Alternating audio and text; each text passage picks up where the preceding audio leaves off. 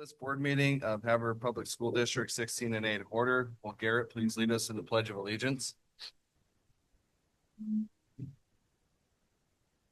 I pledge allegiance to the flag of the United States of America and to the republic for which it stands, one nation, under God, indivisible, with liberty and justice for all.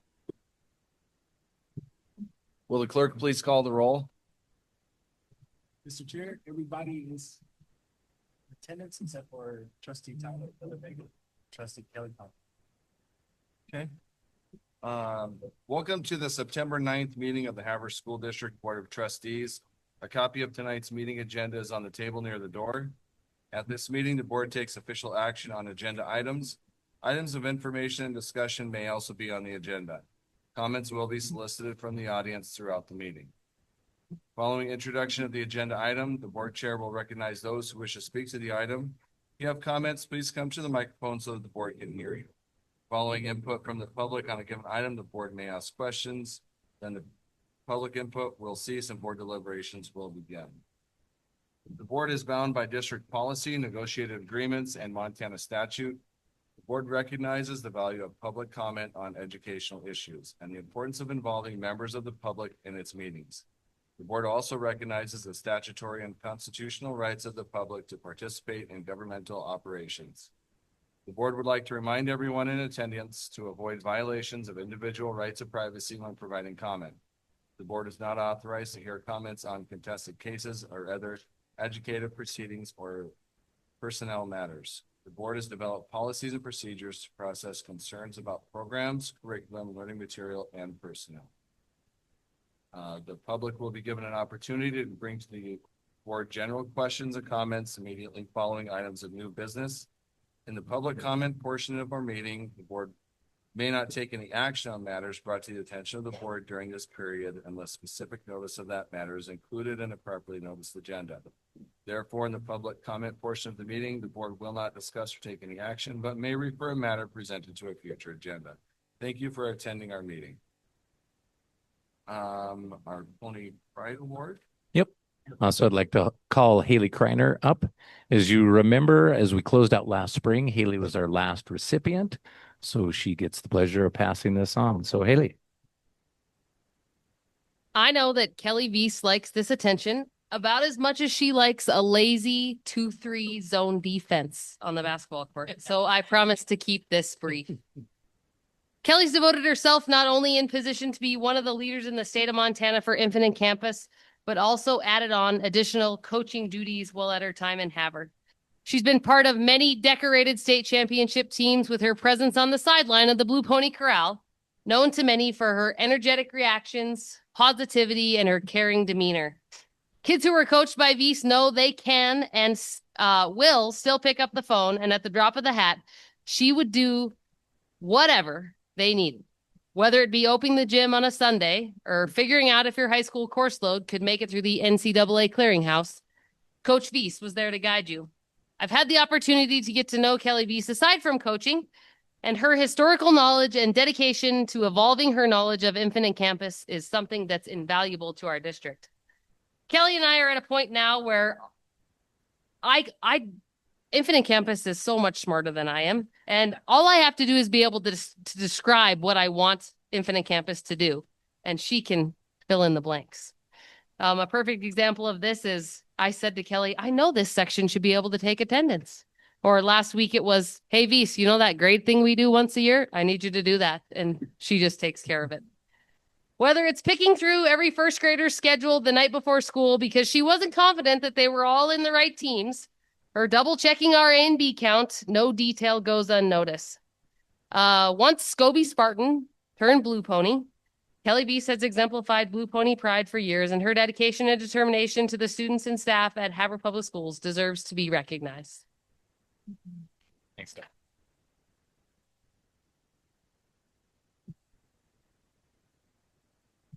Come on up, Kelly.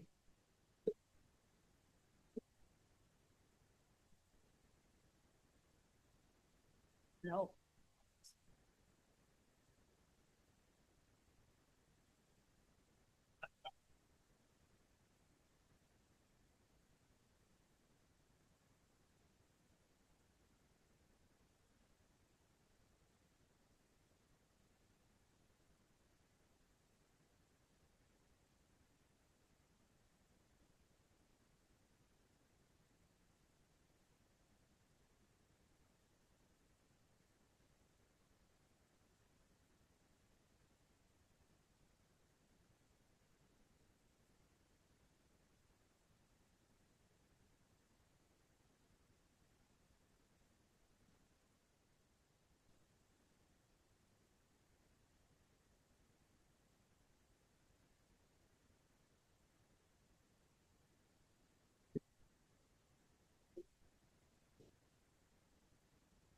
Mrs. Kreiner, do you have a presentation? I do. Yep. Okay.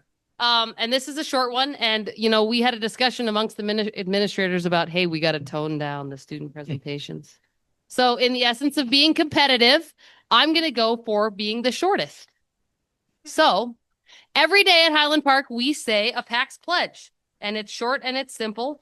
And it's kind of fun because I will go around to kids and I record them saying it, and then I just randomly put it up on our announcements because you can load. It's just neat. They just load it up there. You don't even think about it. So anyway, I have our current PAX promise. Better my world and I better myself. I am a Highland Park. But anyway, that's a first grader, and that's our current PAX promise. So I'm going to teach you guys our PAX promise. It's I better my world and I better myself. I'm a Highland Park PAX pony, and it's really neat at 8:10. If you're ever in the building, just walk the halls because it doesn't matter what class you walk by. You're going to hear every little voice in that school saying, I better my world and I better myself. I'm a Highland Park PAX pony. And it's just a little something we do every day that brings a little unity and a little community. And yeah, it's kind of neat. So Awesome. the challenge is on. Thank you, Ailey.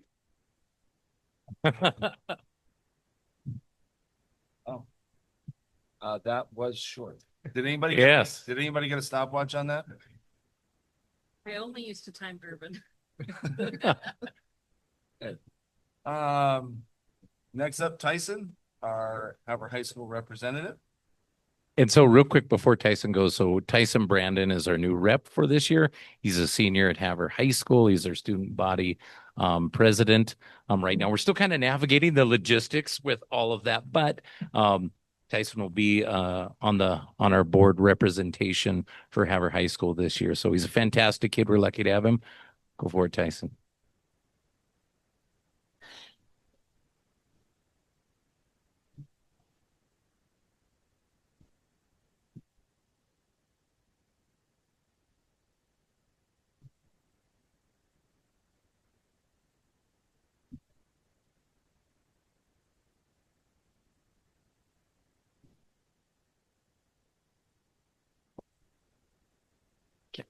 Yeah, well, she hasn't been feeling the best, so she didn't feel up to the job this year.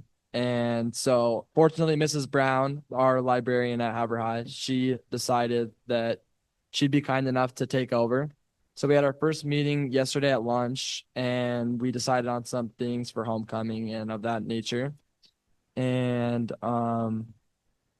we are getting our reps selected. So there's 4 reps in each class. And so we're going to be having voting for that next week. But we just started signups this week. The first week of school, we hosted a neon dance that had about 100 kids. So it was like $5 for admission. And that was a good fundraiser for the senior class who put that on. And then also that next week, football, they opened up in Whitefish. It got called a no contest because due to lightning, and they hadn't played enough time. So that none of those stats counted towards anything. Then they played last week and in BC. Now they lost a tough one, but they'll get a bounce back this week against Mouse City. The volleyball team, they played their first conference game against Mouse City last week. They won that. And then they hosted a tournament. They won every single one except for one. They lost that one to Big Fork, but it was a fluke. They'll bounce back. And golf went to Lewistown. They played pretty well. We didn't have any placers for golf. Cross country went to Hardin. We had 1 placer there. And then yesterday, the seniors, they got the opportunity to go to the college fair at MSU Northern. Got to talk to a bunch of different schools and all the opportunities each school there had. There was probably like 15 to 20 schools there. So that was interesting, getting to learn about all these different schools around the area, what they all have to offer. And then the senior morning for cross country is next weekend, the 12th at 10. And that's hosted at one of the golf courses. And then homecoming is the 22nd. And we'll have a pep rally, home volleyball and football game, and then we'll also be hosting a dance. But that's pretty much all I got. Well, thank you. Yeah. Thanks for the update. Is there gonna be a parade? Yes, yeah. Okay. Yep, That's the big highlight for all the little kids, so. yep, I'll 100%. make sure that's. Yep. Okay, well, thank you and welcome to our board meetings. And if there's ever any other representatives that want to come to our board meeting, they're more than welcome to come. And if you guys have things that you would like to share or questions that you would like to ask, feel free to ask at any time. Thank you. So. With that, are there any agenda deletions or corrections? Not at this time. Okay, that brings us to the unanimous consent agenda. There any questions or comments pertaining to the consent agenda? I had one correction to the meeting minutes for the August 12th meeting. Under D5, we had a motion by Garrett Office, but Garrett was not in attendance at that meeting. So I did bring this up to Moses and he's gonna look into that for us. I was here in spirit. I know you were, Garrett. I probably still made the. Yeah. Well, we will look into that and make that correction. Okay, if there's no other questions or comments on that, I would entertain a motion. Mr. Chair, I make a motion to approve the meeting minutes with the correction of my prior motion.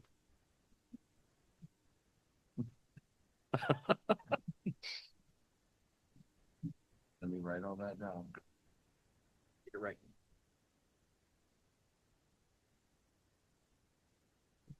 Is there a second? I'll second. It's been moved by Garrett and seconded by Kristen that we approve the agenda with the corrections to the prior minutes on the motion that was made or not made by Mr. Opus. Any member of the audience wish to speak to the motion? All those in favor, raise your hand. Motion passes unanimous.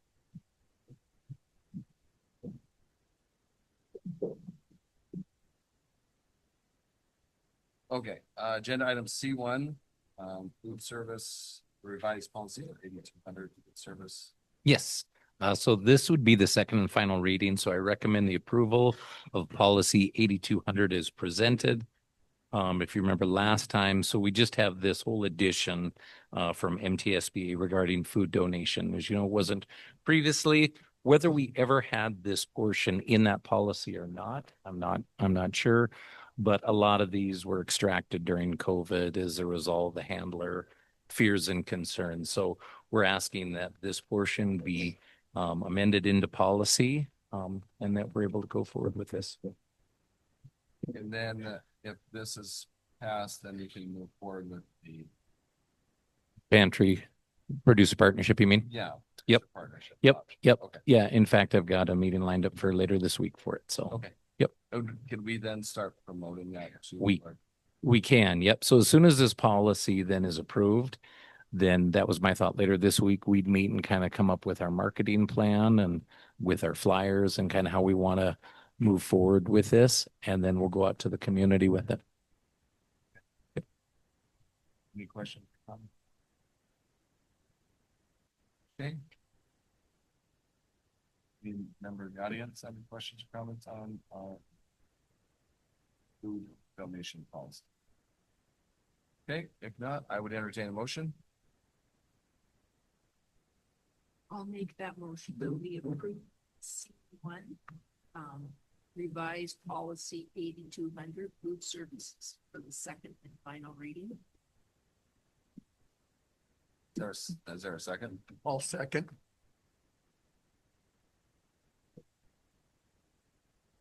It's been moved by Lorraine and seconded by Kevin that we approve agenda item C1, revised policy on 8200 on second and final reading. Does any member of the audience wish to speak to the motion? Does any member of the board wish to speak to the motion? All those in favor, raise your hand. Motion passes unanimous. Agenda item D1. Yes. So John Dorn's here tonight from Bridged Health Alliance. And John, you can probably jump with this. We've been hearing for the past like year and a half, the school trust. I've assured them this is the same group that's working on this. So, but John was able to allocate some numbers for us, which will be super beneficial. The board is aware that because they're going to be seeing this information for the first time tonight, that we couldn't move forward with a committal on a vote until a following board meeting. But yes, they're all into awaiting your presentation. So with that, Ed. Perfect. Thank you so much, board, for having me tonight. Is the mic working? Okay, Yep. perfect. Let me just quickly share my screen real fast. We're just gonna go behind the screens.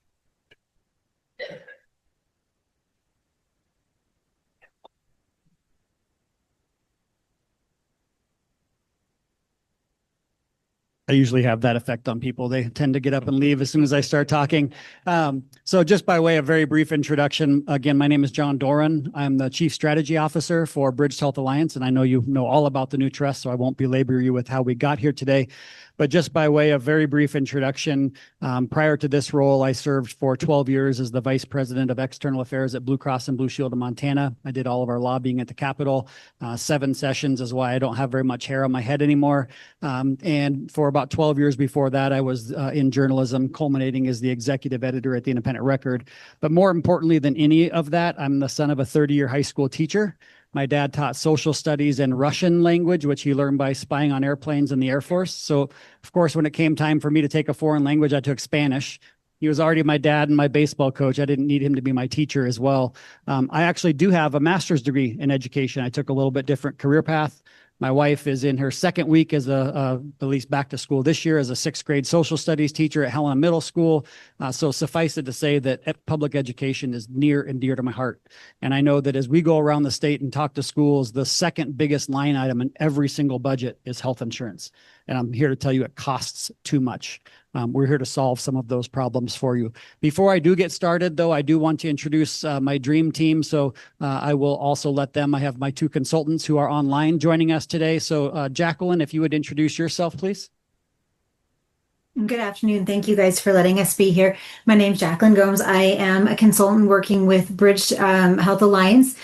My background is about almost 20 years in the insurance industry, working with associations, trusts, and captive programs with a significant focus throughout the years touching schools as well. And Judd, would you introduce yourself, please? Good evening, everyone. My name is Judd Wagner. I'm a consultant with USI working for Bridged Health Alliance. As part of John's request, I have kept my screen black because I'm a former model, and he feels it takes away from the presentation. No, just teasing. I'm having technical problems. But anyhow, proud Great Falls High, well, CMR Rustler, and have been in the healthcare industry for about 25 years, and looking forward to the conversation. I'm going to take that one out of your paycheck. You can tell we're having a lot of fun doing this. We've been traveling around the state. We've met with almost every single school district in one way, shape, or form or the other. A really big thanks to Moses, to Brian, and to your stellar broker, Don, for getting us all of your information, which allows us to make a cost proposal today. So I want to be really clear what you're going to see today. We're just going to talk through a little bit briefly about our goals for as an organization. We're going to talk about the partners that we just selected. And I think it's important to talk about the partners because that's going to really give a broader picture of how we are going to deliver savings for Havre School District as well as school districts across the state. And then we're going to actually view your cost proposal, which will be effective for September 1st of 2026. I will tell you that we're still working on a couple of the very last details of our participation agreement, kind of our legal structure, if you will, with the Insurance Commissioner's Office. We hope to have that done very, very soon. They've been a very good partner in all of this. And when we finalize that, you will receive both of those documents as well as the full cost proposal outlining all of our benefit plans. And that will be the formal proposal coming from Bridged Health Alliance. And that should be coming very, very soon. But the numbers you're going to see today are the actual numbers. So real quickly, just about Bridged, again, I know you know a bunch about us, but we have 3 very simple and straightforward goals. Number 1 is to improve health outcomes.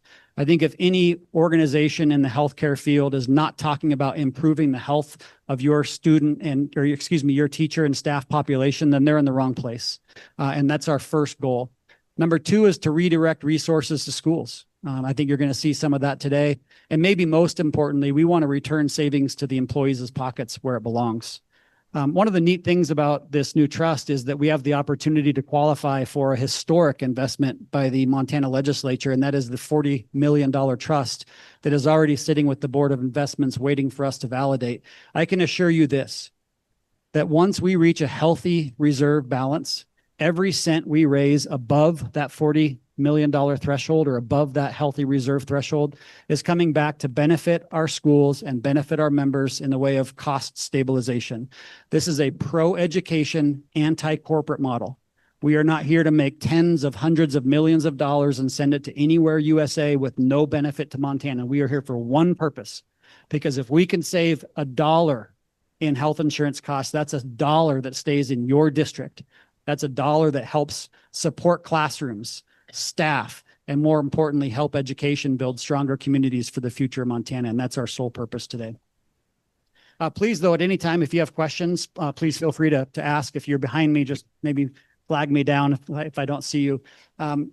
Bridge Health Alliance has a two-tier structure. This is something that's never been done in Montana, but based on the feedback that we received from all of the schools statewide in our meetings, we really understood that small schools can't afford to pay for health insurance the way that large school districts can.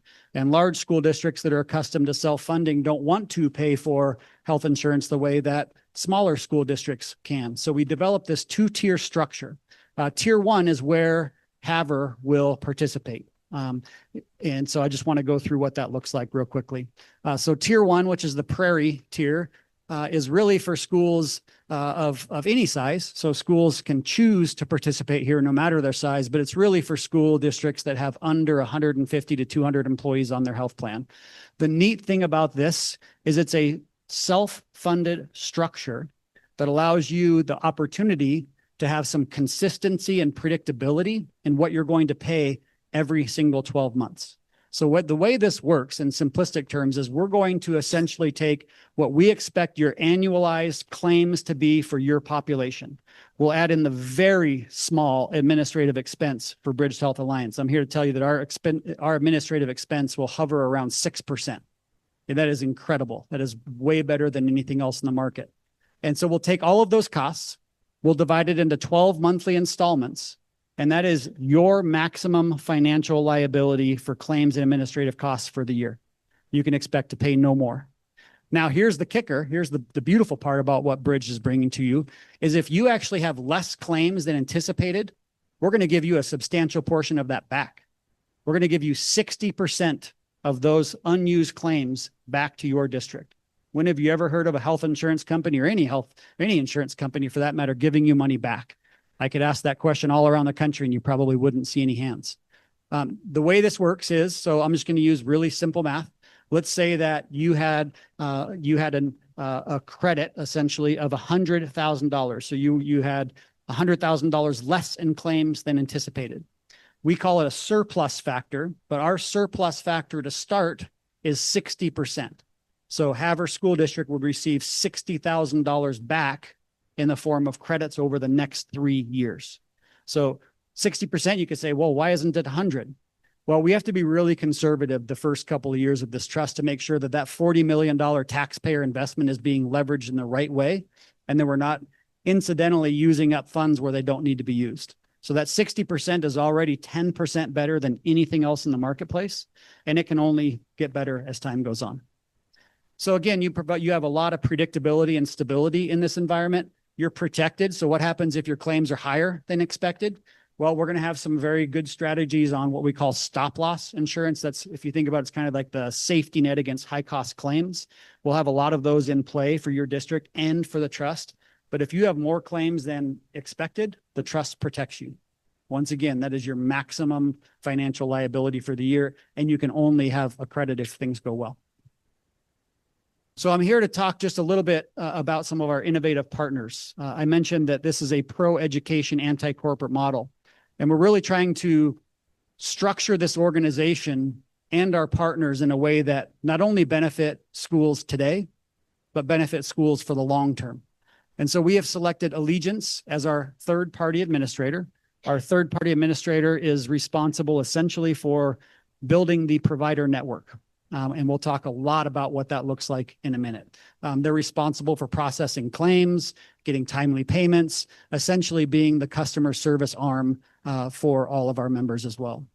And then we selected Capital RX as our pharmacy benefit manager company. These are the companies that essentially set the formulary, so determining what drugs are available, what prescription drugs are available for all of our members.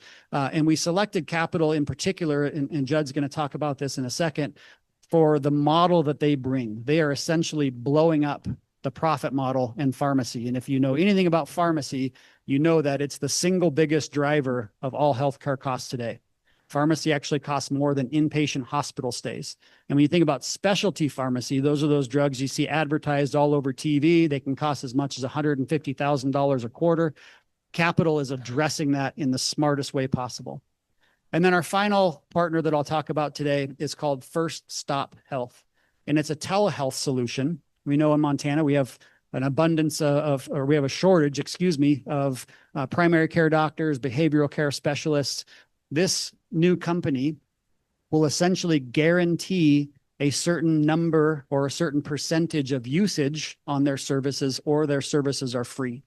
And they actually bring 3 different platforms for telemedicine. They bring the urgent care. That's what you typically think of, right? If your little one's at home and they wake up at 11:30 at night with a fever and you don't have a chance to go to urgent care, you can pick up the device and use it for urgent care services.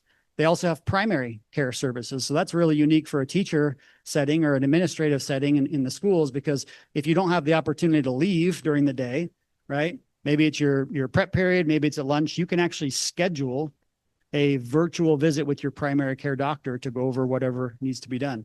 And then, in my opinion, one of the most important components of this is they have a behavioral health model. And you'll see today, we're not going to talk a whole lot about it, but one of the hallmarks of Bridged Health Alliance is how we are opening access for mental wellness services across the state. First Stop Health services are all $0 copay, and all of our in-person behavioral health services are a $5 copay.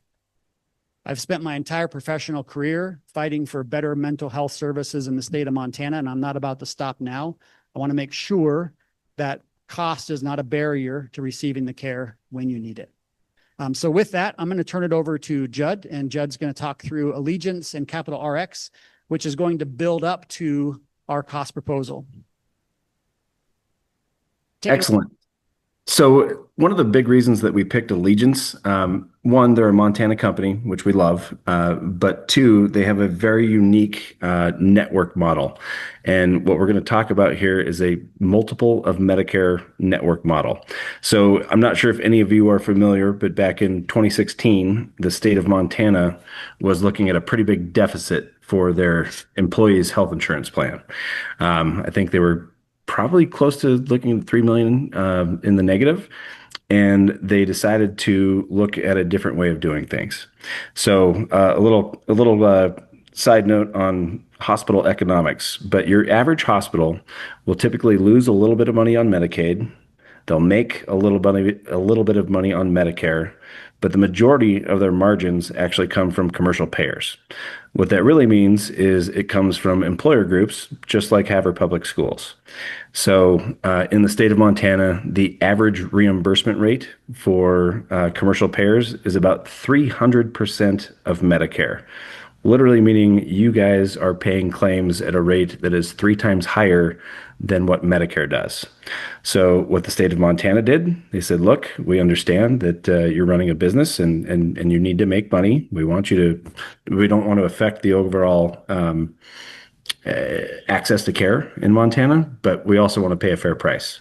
So they came up with a level that was a little bit above 200% of Medicare, and their costs dropped dramatically. As a matter of fact, I think in the first year, they saved $18 million. So that is the same model that we will be using through Allegiance's network. And the reason being, and I apologize because, and John, if you can go through the hand motions for me, but in a typical commercial payer setting, the hospital has what's called a charge master, and the insurance companies negotiate a discount off of the charge master.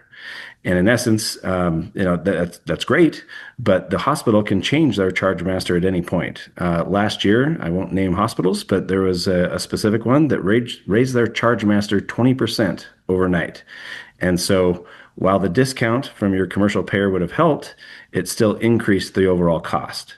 So by tying ourselves to Medicare, which goes up on 3% by average, it allows us to start out with better initial pricing, which you'll see shortly. But two, it also mitigates trend. So today, what you experience with commercial carriers is trends in the ballpark of 7 to 9%. Because Medicare is capped at 3%, your unit cost on average will only go up 3%. I'm not saying to expect a 3% increase year in, year out, because unit cost is one thing, but then there's also utilization that goes on top of that. But it definitely takes a dent out of the rising healthcare costs. So why Medicare? It's the largest health payer in the country. They've got lots of experience, and from a government perspective, they control what they're going to reimburse. So that's why we like tying ourselves to that. Go ahead, next slide, John. So just to give you kind of a visual, the top blue on the left side is inpatient per employee per month charges. On the right is outpatient, but in the blue is a commercial payer. And you can see a lot of noise there, a lot of ups and downs, and not a lot of consistency. Below those two in green is what a multiple of Medicare contract looks like. There's not as much variation, and you can see it's much flatter. And this study was actually done in Montana. Next slide. So John mentioned pharmacy a little bit, and we're really excited to be able to offer Capital RX as our PBM. Generally speaking, they will not work with employers that have less than 1,000 employees. So this is something that only a handful of schools would even have access to. But because of the size of the trust, we're using that to help schools lower costs. So they're a fairly new entrant into the market. I think they were founded in 2016, but they already have 3 million employer members. That should be 4 million by January 1st. But they also have 54 million members where other PBMs are actually using their platform to process claims. Why is that important? Well, most of you don't realize, but the big PBMs, we'll call it the CVS, Caremark, Express Scripts, when they go to process claims, they're using a system that is so antiquated, it still has a green screen. So needless to say, it's very inefficient. These guys developed their own platform, and it literally encompasses everything that a PBM does in one single platform. Why is that important? Well, if we had to do a plan change, there's lots of new drugs coming out to the market, and significant costs that can be incurred if you can't make a plan change quickly. With their Judy platform, you can make a plan change literally in about 3 minutes. If we tried to request a plan change from a typical PBM, that could take anywhere from 45 to 90 days. Now, you might wonder, oh my goodness, these guys are trying to save a bunch of money. How are they going to do that? I hope it doesn't affect my members. So if you look at the bottom portion of the screen, we'll talk about the Net Promoter Score. Not sure if any of you are familiar with the Net Promoter Score, but it's kind of the go-to anymore for customer service. But it's a simple rating mechanism that says, would you be likely to recommend this service to one of your friends? And if you give them a 10 through 8, you're considered a promoter, or you get a positive score. If it's 7 through 5 or 7 through 6, I believe you're neutral. And anything less than that, you're a detractor. So to have a positive score is really good. For frame of reference, companies like Apple, Southwest, their scores are in the 80s. And this PBM from their members has a score of 84, which is great. That means your employees. But from their clients, which would be the decision makers, they have a 90. So that's unheard of in the PBM space. And that's further evidenced by the fact that they have a 99.6% client retention rate. This is a very busy slide, but it simply says everything is housed under one platform, and it makes them super efficient. I'll pass to the next one. So I'm not sure if many of you, I can't see you guys very well, but if we have any fellow insurance geeks in the room, but there's been a lot of noise lately about the PBM space, specifically Johnson & Johnson, Wells Fargo, and the Mayo Clinic all have class action lawsuits that have been brought by their employees. Reason being, a handful of employees were paying about $10,000 a quarter for a drug. You can imagine their surprise when they found out that they could purchase the drug themselves at the counter at the pharmacist for about $80. Needless to say, there's a lot of weird things and deceptions that are going on, and that's why we were very specific about picking Capital RX. They have a complete pass-through program, which is great. So any rebates that are out there get passed directly back to the customer. In our case, that's bridged, but then we will pass those rebates back to the group. And to kind of show how that works, your typical PBM for a generic drug actually makes $19 per drug. On a brand drug, they might make $125. For specialty, they'll make over $2,000 per drug dispensed. And that just seems out of whack. Furthermore, it would entice PBMs to maybe adjust where certain drugs are, whether they're placed on the brand list or the generic list. With Capital RX, we take all of that out of the equation. Capital simply makes a flat $8.13 admin fee, and they also pay the pharmacist a small dispensing fee. Now, the dispensing fee to the pharmacist is really important because in Montana, we have a lot of rural pharmacies, a lot of mom and pop shops. And what most of us don't realize is that the average pharmacist will make a margin on about 60% of the drugs they dispense. However, they will lose money on about 40%. So small pharmacists love this model because they know on every drug they dispense, they will make a fixed fee. Basically, it removes all of the conflicts of interest with an ethical pricing model. Next slide. Did I miss what a PBM stands for? I might have missed that. Yeah, PBM, a great question. So it's a pharmacy benefit manager. All these acronyms in health insurance, but they're essentially the company that's the go-between between the manufacturers and the plan level members. And Jacqueline, did you have something to add there? No, but it's funny as you bring up the PBM and Judd was kind of highlighting the processing of this. One of the neat things by looking at Capital RX is that PBMs typically is just a pass through. They don't source the drugs. They don't dispense the drugs. They literally are a processor and a pass through, make ridiculous amounts of money. And by utilizing this Capital RX structure, we really are eliminating the fat in what is being paid out to a middleman. One of the other things that I would highlight when we talk about this, when we talk a little bit about the savings and how we're generating savings, one of the great things with Capital RX is that they are focused on the lowest net cost of a prescription. So a lot of times you'll see a pharmacy, a PBM that is structured to chase rebates. So the dollars that you can get back off of putting a specific high dollar or brand name drug on their list and steering members to that. Some PBMs pass that back. Capital RX is committed to passing 100% of that back to us, but their structure, because they're not being incentivized by retaining any portion of that rebate, they aren't incentivized to put a prescription that is drawing significant rebates on their list. They're going to look and put the lowest net cost prescriptions on the formulary list, which is one of the other areas that will help drive down cost. Thanks, John. Great point. All right, Judd. All right. So simply put, and this is it. This is a Capital RX slide, but simply put, by not only giving 100% of the rebates back, they also use what's called a NADAC model. And to get away from all the acronyms, that is the National Average Drug Acquisition Cost. So what that is it's the average ingredient cost that anyone spends on purchasing a drug. And so they use that cost plus a dispensing fee, and that's the only thing that the trust or your health plan pays for. They also have a low value drug optimization formulary. So they're really looking for the best value at the lowest cost. They look at auto refills to make sure there's no waste of drugs.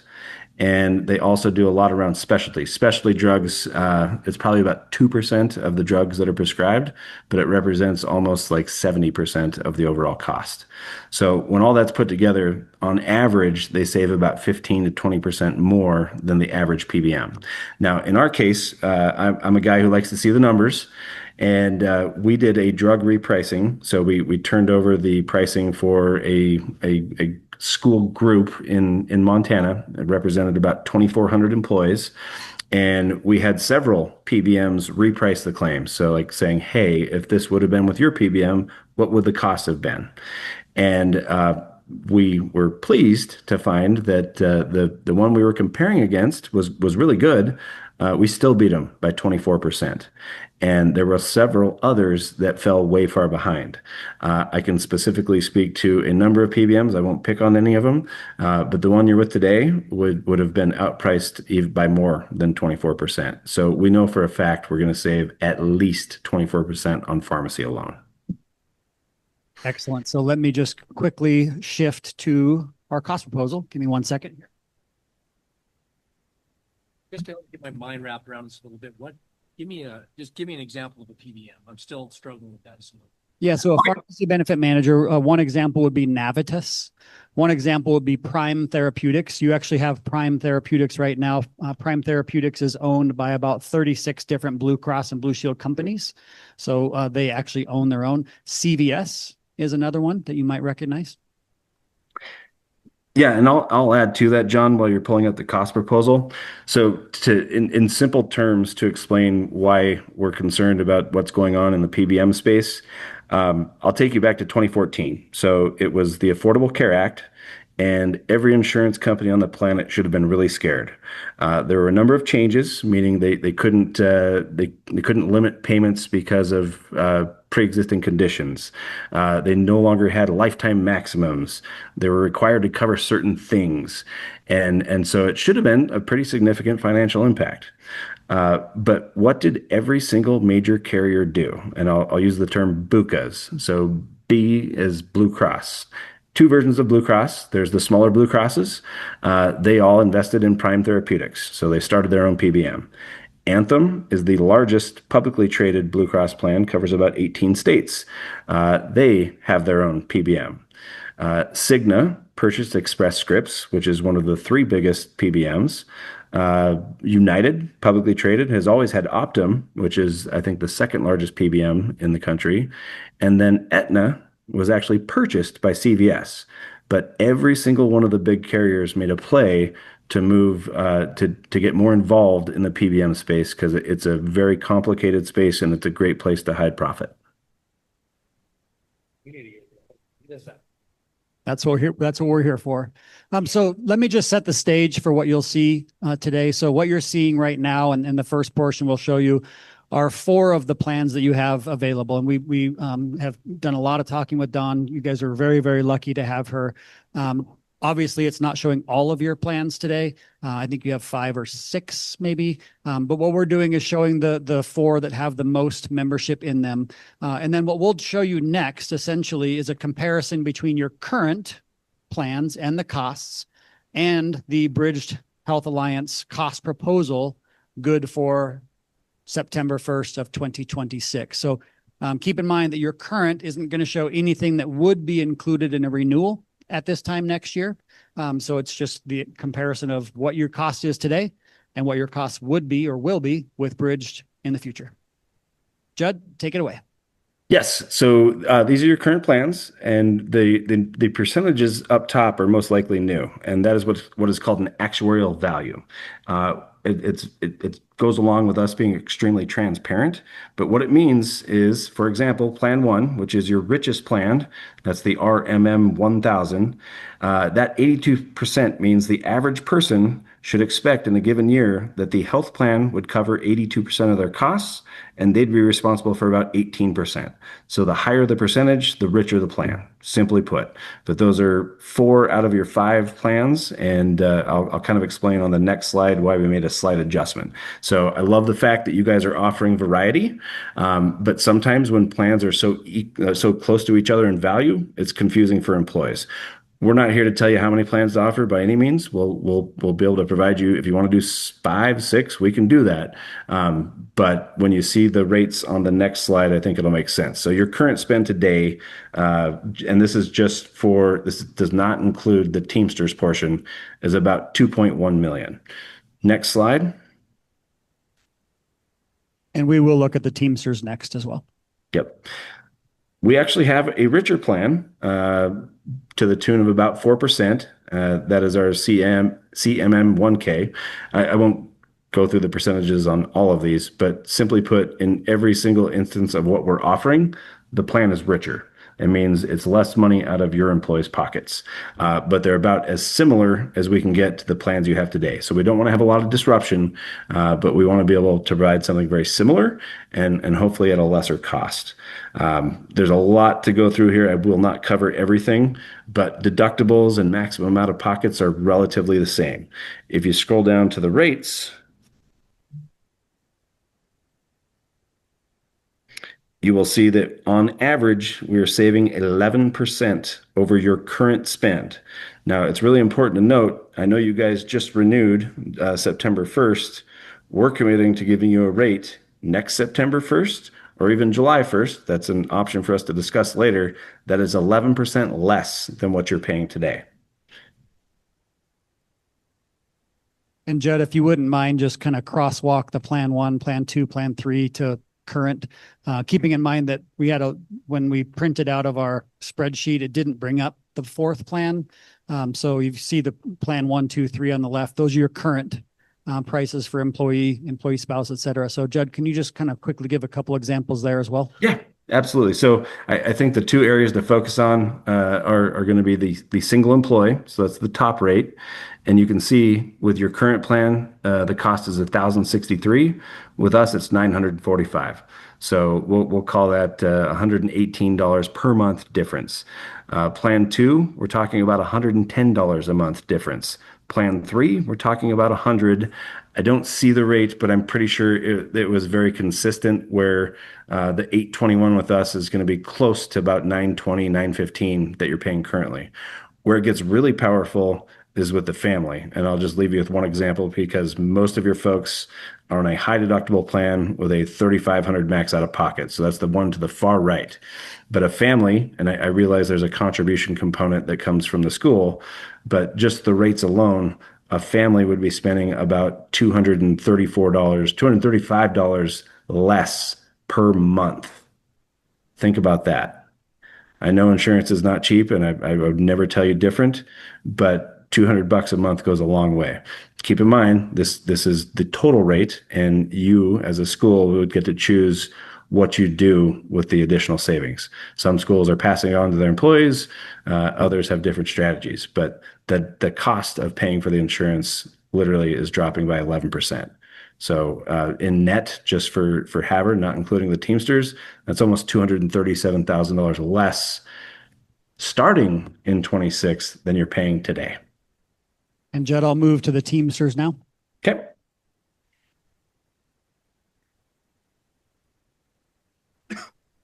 And I want to thank Dawn by giving us a little background. I can tell you one thing, having met with hundreds of schools over the last year and a half. Once you've met one school, you've met one school. So we were made aware that you guys have different rates and the same plan designs apply for what we're offering the Teamsters, just like today. And if you want to go ahead and scroll to the bottom, we do realize they use a composite rate. Your current composite rates are right there. I didn't show a rate for Plan 3 because you didn't have any enrollment there, but plans 1, 2, and 4 match, but are actually a little bit better than your current plans. If you want to go to the next page and go ahead and scroll down to the bottom because we've already covered the benefits. Once again, 11% better. And so, one thing that I hope that the Teamsters see here is the fact that we're adaptable. We can appreciate the need for a composite rate or even a 6-tier rate. One of the things we try to be really good at is being flexible, but also being transparent. But they're getting the same rate decrease that the school would get. And to them, granted, it's a smaller group of folks, but it's $28,000 less, and that's 11%. If they ever decided to change away from the composite rating, we can capture that as well. So, but all these rates are basically static. And so any changes you guys make, whether it's enrollment or people moving into different plans because of savings, the rates hold true and they're guaranteed until 2027. quick, and Dawn, you might be able to kind of jump in on this one too. With us having the two different groups within Teamsters, would we be able to navigate that? So the question is if since there are two plans, can we navigate between that? Yeah. Can you just give me? We turn that into like. Oh, absolutely. I think that's a local decision. So the question for Jack and Judd, can we combine it into one plan? And absolutely, we could do that. That's a local decision. I think we're showing today the flexibility of being able to present it in the way that your district feels is best for you. If at some point in time the district and the Teamsters wanted to come together and form one plan, we would be happy to present it that way as well. Yeah, and there's one thing I would add. So because the Teamsters is so small, law of large numbers with insurance, the larger you are, the easier it is to predict costs, and also the lower that administrative costs get. So we actually rated them together because that's a benefit to all. Administrative costs go down for both sides. And so they're rated together. We're treating them as two separate groups, two different sets of rates, but we did the rating together. If we were not to do the rating together, it would probably it would be less beneficial in a number of ways. It'd actually put more money in Bridge pocket than is necessary. So once again, being transparent, treating it like a larger group by combining both actually saves Havre money, period. So one of the things that's really important to also note in all of this is that we are not in any way leveraging the $40 million trust to come up with these rates. We are not trying to utilize the $40 million upon entry to quote unquote buy your business. These 11% rate adjustments are essentially due to the size and the scale that Bridge Health Alliance brings, but all of the strategies that we've talked about to get to this point. And one of the things that I hear over and over is some questions about, well, what does the 5-year commitment mean, right? You're all familiar that in the legislation, so in the statute, there's a 5-year commitment to join Bridge Health Alliance. Now there are some what I affectionately call exit valves after 3 years if your renewals get to a certain point. But one of the ways that I like to look at this, rather than saying, oh my gosh, that's a long time, I like to look at it, yes, we can save you dollars on year one, but look what we can do over a 5-year span. And that's what the slide shows today. So the red top layer that you can see is what typical trend is in the marketplace today, between 7.5% and 9% on the unit cost, right? The cost of the services. When you tie it to 3%, over 5 years, that's going to potentially save about $1.5 million in healthcare costs for this district alone, right? So the 5-year commitment is intended to stabilize the trust, but also to provide substantial benefit to every district that decides to be a member. So I just wanted to point that out that, again, that $40 million, we're doing everything possible to be conservative and to protect it for the long term.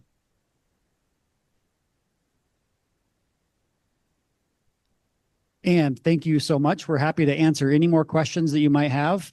I know we've taken up a lot longer than the first teacher, so we lose in that race. But we appreciate the opportunity to be here today. Again, it's an honor, and we look forward to continuing to work with you, with your incredible broker team, to try and find the right solution as you guys move forward. So, I've got a few go ahead. I got a couple questions, and just looking for a little bit of clarity or just trying to understand a little bit. But you're saying that there's a 60% refund if we do not go above our expected claims, correct? And then that's given back over a 3-year period, you said, correct? Correct. How does that affect it? Say if you do qualify for that 60% refund, and then the next year you go over your expected, does that then reduce that 20% per year refund that you're getting, or at what point in time do they have to readjust what your expectations are? That's a great question. So I'm going to let Judd handle that one. I will say that I think the benefit of this is that if you do go over in any given year, you're protected that year, right? So Judd, if you want to answer that question. Yes. So we are actually evaluating it on a year-by-year basis. So let's just say year one, going back to John's example, there's $100,000 that is less than we expected. You would get 60% of that. And it's all accounting. It's not, I'd love to be able to deliver one of those big checks, but it's all accounting credits.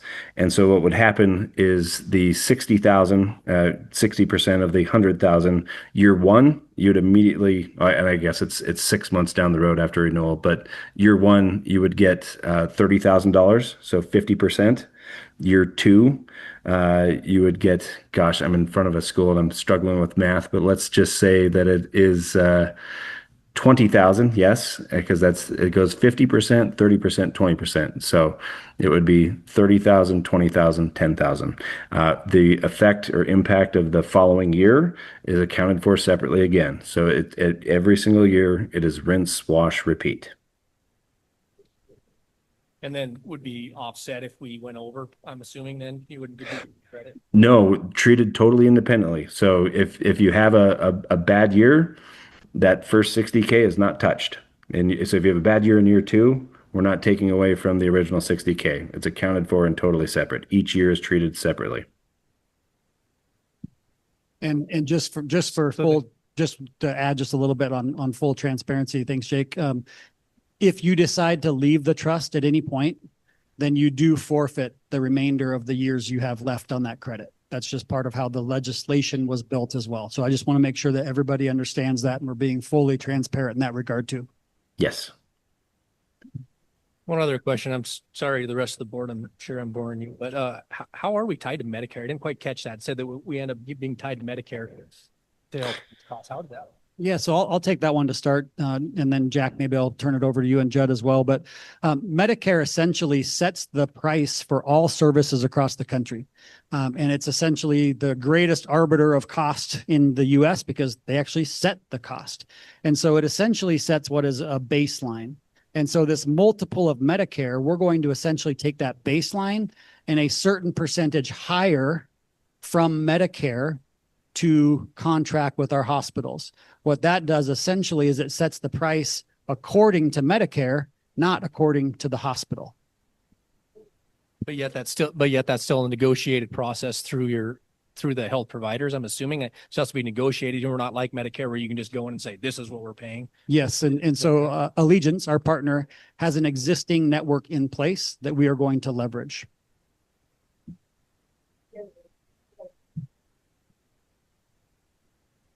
Great questions. What else? They said we had to have so many people on this plan and all this stuff sign up. How close are you to that number at this point? Great question. So the thresholds to validate the trust and earn the $40 million are 150 districts covering 12,000 employees. And keep in mind the 12,000 employees are employees that are on the health insurance, not just the total number of employees. So we have continued to work hard on behalf of this trust. We are just now rolling out our cost proposals. We want to make sure we give school districts as much time to evaluate these, whether it's as a board of trustees, whether it's with a health insurance committee, whether it's with your brokerage team. We're looking for commitments by November. So being that we just rolled out our first few cost proposals, we haven't had a commitment yet, but I can tell you the savings that we have offered through these cost proposals are extremely considerable. And the excitement from school districts all over the state is at an all-time high. We just opened up maybe 3 weeks ago now our process for submitting information to Bridged Health Alliance. And we already have almost 150 school districts that have done so in just a very, very short amount of time. So I think the excitement is high. To answer your question directly, not one school yet has committed, but we just started offering cost proposals last week. So. You've had the number of schools look into it. It's just whether or not they sign up. Yes, correct. So I think to date, this is, I think, our 8th school district that we've afforded the opportunity to take a look at the cost proposal. So knowing that we're giving them until November, we would expect, some of the school districts have subsequent board meetings this week. So we could hear as early as this week our first commitment. And just to piggyback on that question, I believe in previous discussions, you had to have so many AA districts commit in order to make this work, right? Can you refresh my memory on how many that was? Yeah, Kristen, great question. So if you just look at, if you look at it a couple of ways, the top 40 school districts in terms of size get us to 12,000. Okay. but obviously it doesn't get us to the 150. If you add up all of the AA districts, there's roughly 7,800 employees in that mold. And knowing that there's about 26,000 employees all the way down to 20 hours a week across the state, I would guess that when you say, what's the makeup between tier 1 and tier 2, that in terms of the number of members, tier 2 will probably have 75% of the membership. Tier 1 will have more districts, but lower membership, 25% of the total membership. Our target is to get every one of them. Yeah. We think we have that value. We've already presented to a couple and shown some very considerable savings in a way that's, I think exciting these districts to take a look at what we can do, not only for this year, but for the future as well. So with marketing these plans, I know when we did the Teamsters plan, the first year we got our rates, and then the next year we had way more usage and it was way different than what we planned. What is the plan next year when you come back with rates? I mean, is it that there was 3% thrown out? That's kind of where you're staying. I mean, what if whoever comes back and says, well, you guys used it way more than we thought, and here's a 20% increase? How does that work? Yeah, great question. So first and foremost, we're tying the unit cost, and keep in mind the unit cost is essentially the cost of the actual service. So let's just take a hip replacement surgery, right? The unit cost with Medicare is substantially lower than it is with any other mechanism of pricing. So we'll be much more stable in terms of the cost of the care. In the very first year, so going into year 2, so the very first renewal, every single district in tier 1 will have the exact same renewal adjustment. So up, down, the exact same percentage adjustment. Going into year 3, we would take the opportunity to make micro adjustments in each school district's rates. So let's take, for example, an example where you've got 2 years in a row where you've got $100,000 in savings, basically, right? In that model where you didn't use as much claims. Rather than keep you there and keep this, perennial credit going on, we would want to take the opportunity with you to lower your rates. So you don't get to that point, and then it costs less for you and your employees on a monthly basis.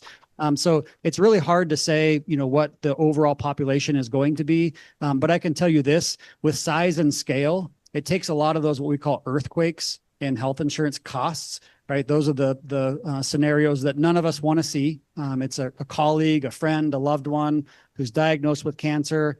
These are high cost claims. When you're in a small district, when you're rated individually, those have the opportunity to really drive up the costs for everybody. We call those the earthquakes. But when you're in this large pool, right, with 12,000 employees, we're going to have roughly 30 to 35,000 Montanans in Bridged Health Alliance. They really become ripples. And it's much more precise pricing in this large of an environment. So I'll be the first to say that Bridged Health Alliance is never going to solve our healthcare crisis in the US or Montana. But what we can do is we can flatten the trend for everybody and provide more stability and predictability over time. Okay. Thank you. Let me add just one last piece to that, Garrett, because I think it's important. So in the scenario where we take the opportunity to make micro adjustments, the maximum that could ever go up is 8%. The maximum it can ever go down is 8%. So we do have sideboards that are going to avoid these, oh my gosh, we've got to, raise your rates 50 to 75 to 100%, which we saw in the marketplace in the last few years. So we have some very considerable sideboards on that as well.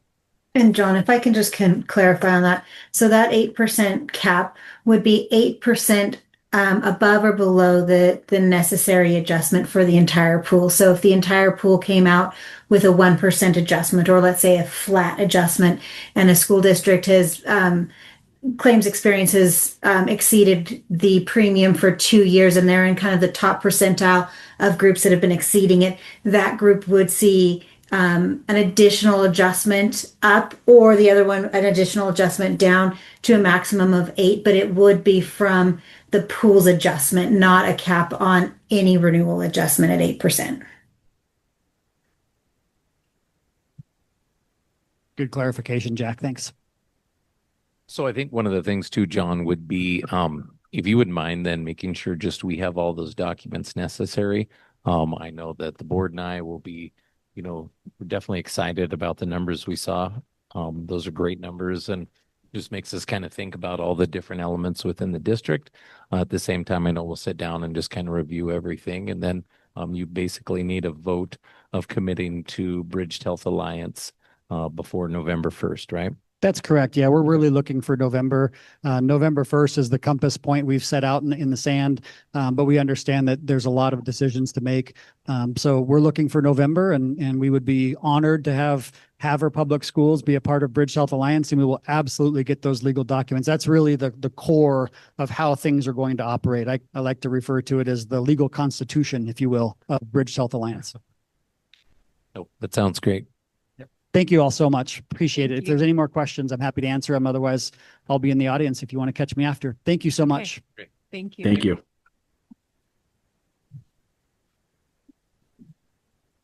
And on that agenda item, we won't take any action. We didn't get a chance to look over the numbers. We'll postpone that one until the next. Right. Yep. Okay. Brings us to agenda item D2, whole list of policies. A whole list of policies. So I'd like to call this policy season. So over the course of the fall, we're going to then go through just from the state, as you know, through MTSBA and BIA's office. Then we get a host that occurs through the legislation of all the policy updates that the school districts need to move forward with adoption, right? And so what we have before you are the required policies that have come through the office that we need to take a look at. Again, always know that policies, when they come out, even like from the required standpoint, they need to be on our docket, but that doesn't mean necessarily that everything in there is always applicable to how we operate in the school district. It means that we have to have them in our policy manual, okay?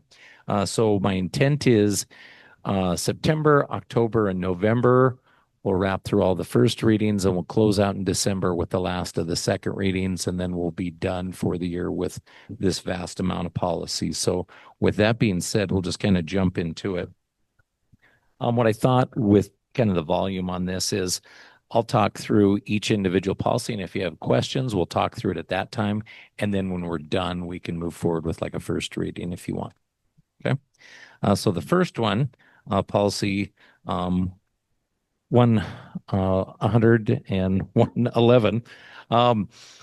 1,111 is an adjustment to the school board election. So previously, it's got in there the number of days. What they did was they really adjusted from marks like 10 days to no sooner than 145 days and no later than 85 days before the election. So the numbers on this, they really moved the thresholds up substantially when looking at elections. We kind of talked through that, Moses and Holly, myself, Kristen. We kind of talked about, well, maybe why did they do that? There's a lot of new clerks in the state and probably timelines in terms of being met to get information back in the necessary fashion.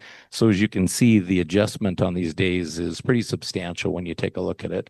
So again, in this adjustment, it's just an adjustment to the number of days. This year, what Rebecca and I tried to do was put everything new rather than just line through in red ink too, so you can see that a little easier. So if you have any questions on this policy, go ahead. Is that 85 days? Does that put it sooner than that we would have to declare that we're going to have an election? It's no sooner than 145 days and no later than 85.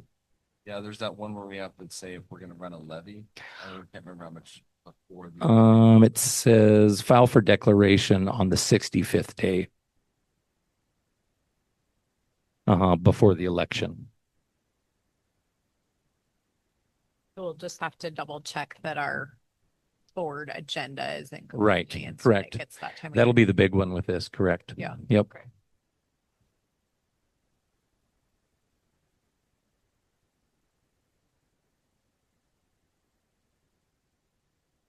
Okay. All right. So let's see here from this, then moving on to 2100. So on the school year calendar, you can see where it has some struck language and it references Montana law instead of Montana code annotated.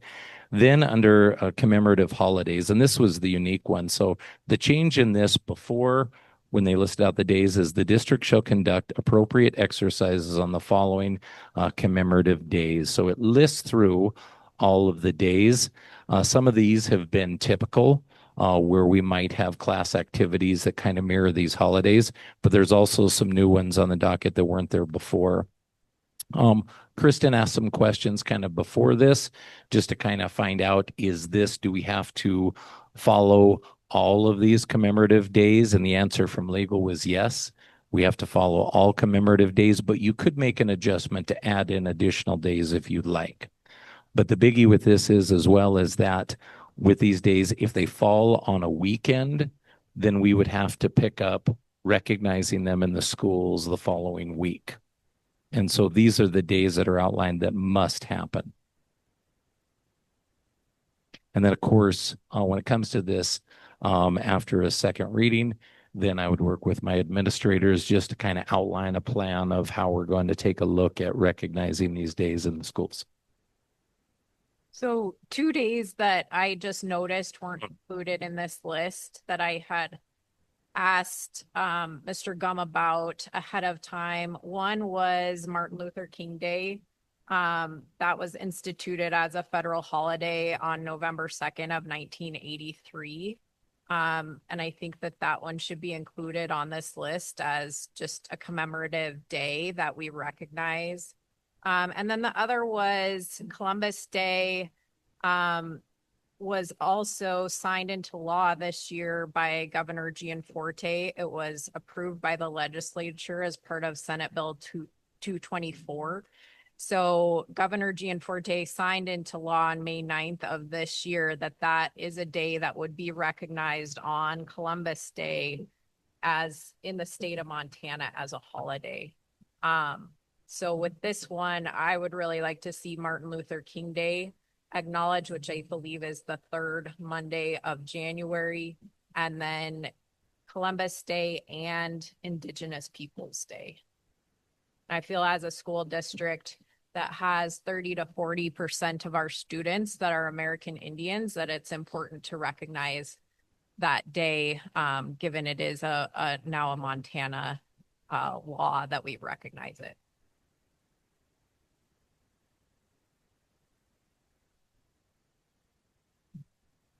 Well, Columbus Day was on. She's looking for just an addition. Columbus Day and Indigenous Peoples Day for October 12th. Like a slash. Yep. Yeah. Yep. Because I don't know why we do that if we already have American Heritage Day. Like there's another one there that's part of the list that covers. I think it's just raising it policy because it is kind of it's a shared day. It's the easiest way to say it. It wouldn't change probably what we're teaching or celebrating. It's just in the policy we want it to express both Columbus Day and Indigenous People Day. Yes, exactly. And again, given that it was recently signed into law, that would be recognized that way in the state of Montana. And that would allow then our teachers to have an opportunity to help with like our Indian Education for All platform and stuff as well. They'd have a day there that they could use.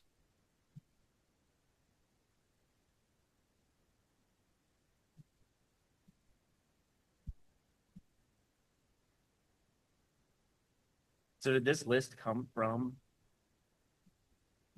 Montana law, or is this just an VSBA suggestion? Correct. Yeah. So after those last House bills, then they generated that this is the addition to that policy. So they want to specifically point them out and have them recognized from the schools that were doing activities during those days.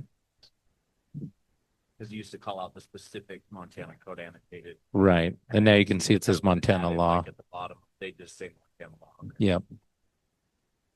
The other addition in this one also is under school holidays. So it lists all the different school holidays, and then it also allows you as a board to identify any other days that will be closed. So you could identify those on the list if there's anything else you would like to add into the current holidays.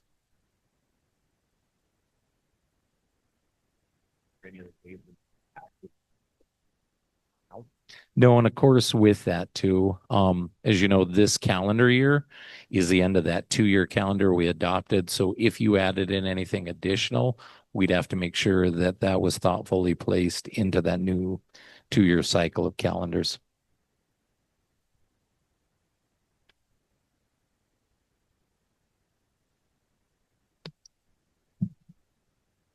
I have a comment. I think so.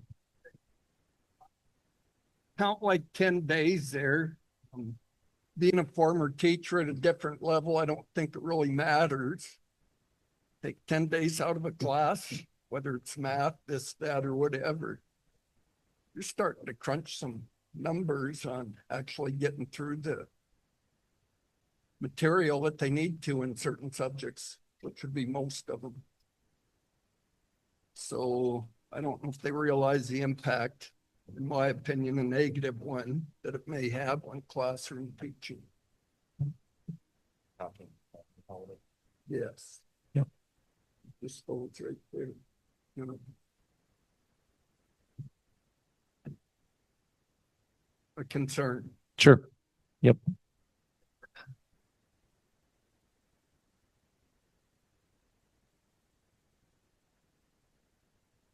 And like I said, I'll work with my building principals to try to come up with a plan, Kevin, that meets the criteria, but I understand completely with what you're saying in terms of impacting instructional days, because that's always a concern as well, because there is an awful lot of impacts that occur during the year anyway.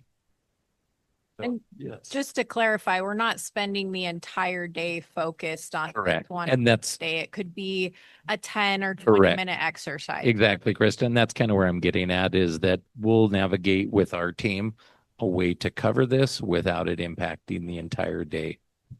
Well, that'd be good. Yep. I'm sure with your team, you can probably get that done. Yep. Are most of these already touched? Maybe they're already doing it. Some, yes, correct, Garrett. I mean, when you look through, days there's a that they lot can that add. we've already probably been doing. Yep. And there's a couple of new ones like Pioneer Day and Freedom Week. And so there's a few new ones that we probably typically don't do, but a lot of that material is probably already built in.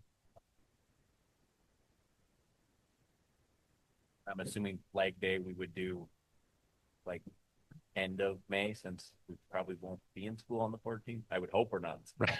Right. Right. Yeah. I mean, with that, I guess that's the question. With that specifically in there, do we have to put like a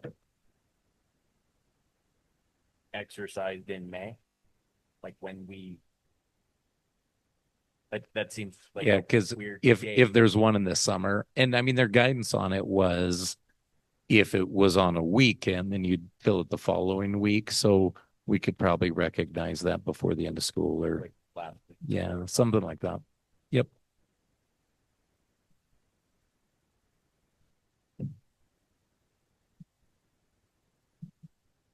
So then in said motion, do we have to remove the highlighted yellow part with state that, or because we're not identifying it, just You- drop out? Yep. Okay. Yep. It'll just, yeah. If there's nothing else you want to add in, that'll be removed. In the holiday section? Yep.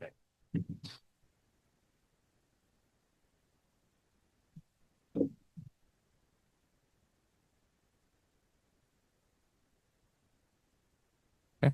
Any other questions? All right. So we'll move to 2132. So this one is on student and family privacy rights. This is kind of interesting. So they have, Holly and I kind of visited on this a little bit. The new section that's placed in here, as you can see in red, really talks about that the parents, when it comes to like surveys and other areas that we do throughout the school district and the community, it gives you both language to opt a child out of any personal analysis, evaluation, survey, or data collection by the district that does not require the student's personally identifiable information, or opt a child into that. So it kind of gives you an either or. I think the thing that when we really kind of broke this down with the new language, is it's based on for a demographic survey to validate an achievement test used to gain admission to a post-secondary institution, a parent has the right to, and that's where it has the opt-out or opt-in. An example of this we thought of would be ACTs. So that's kind of where we were looking at how this might be applicable. Because it's interesting to state you can opt in or out and have it, you know what I mean, when we're already just kind of talking, well, you typically would maybe just see it as you have an opt-out or an opt-in, but to give both, we looked at it from like a standpoint of ACTs. The other part of this policy to look at would be where under the section where it says surveys requesting personal information, and it lists there some very specific, so it gives you a lot of guidance on what that looks like. And then you can see on the back page, it has some struck language where it's taking out of this policy. And then as you move into notification rights and procedures, it talks about the superintendent or his designee shall notify students, parents, guardians of, and then it lists those 4 areas in that. So some new language, some struck language, and some specific information when it comes to student parent rights, surveys, identifiable information from schools. So do we pick one of the 2 or both of those have to be listed? They're both in there. Yeah, it's not an option one. That's what I'm saying. It's kind of unique and different. You really wouldn't see that. Usually, like we're saying, Tim, it would be an opt-in or an opt-out, not listing both. That's the weird part. So prepared response. Which one? Yeah. We would just follow kind of that top section that's listed above. But it's unique, isn't it? It doesn't, how it reads, I don't like really how that comes across. I think it's strange, but.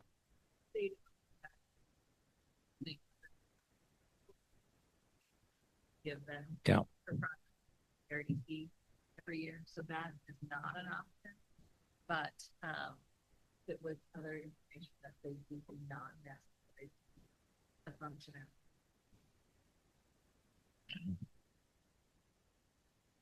So then I have a question. In the notification of rights and procedures in number 2, do we have to make the verbiage how to opt their child out or in of participation in activities as provided in this policy? I think you could go ahead and just move forward with approval and then we can navigate that. Okay, we wouldn't have to add off. Yeah.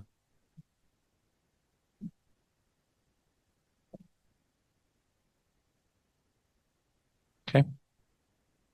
All right. So 2135, and this is a new policy, human sexuality instruction and identity instruction.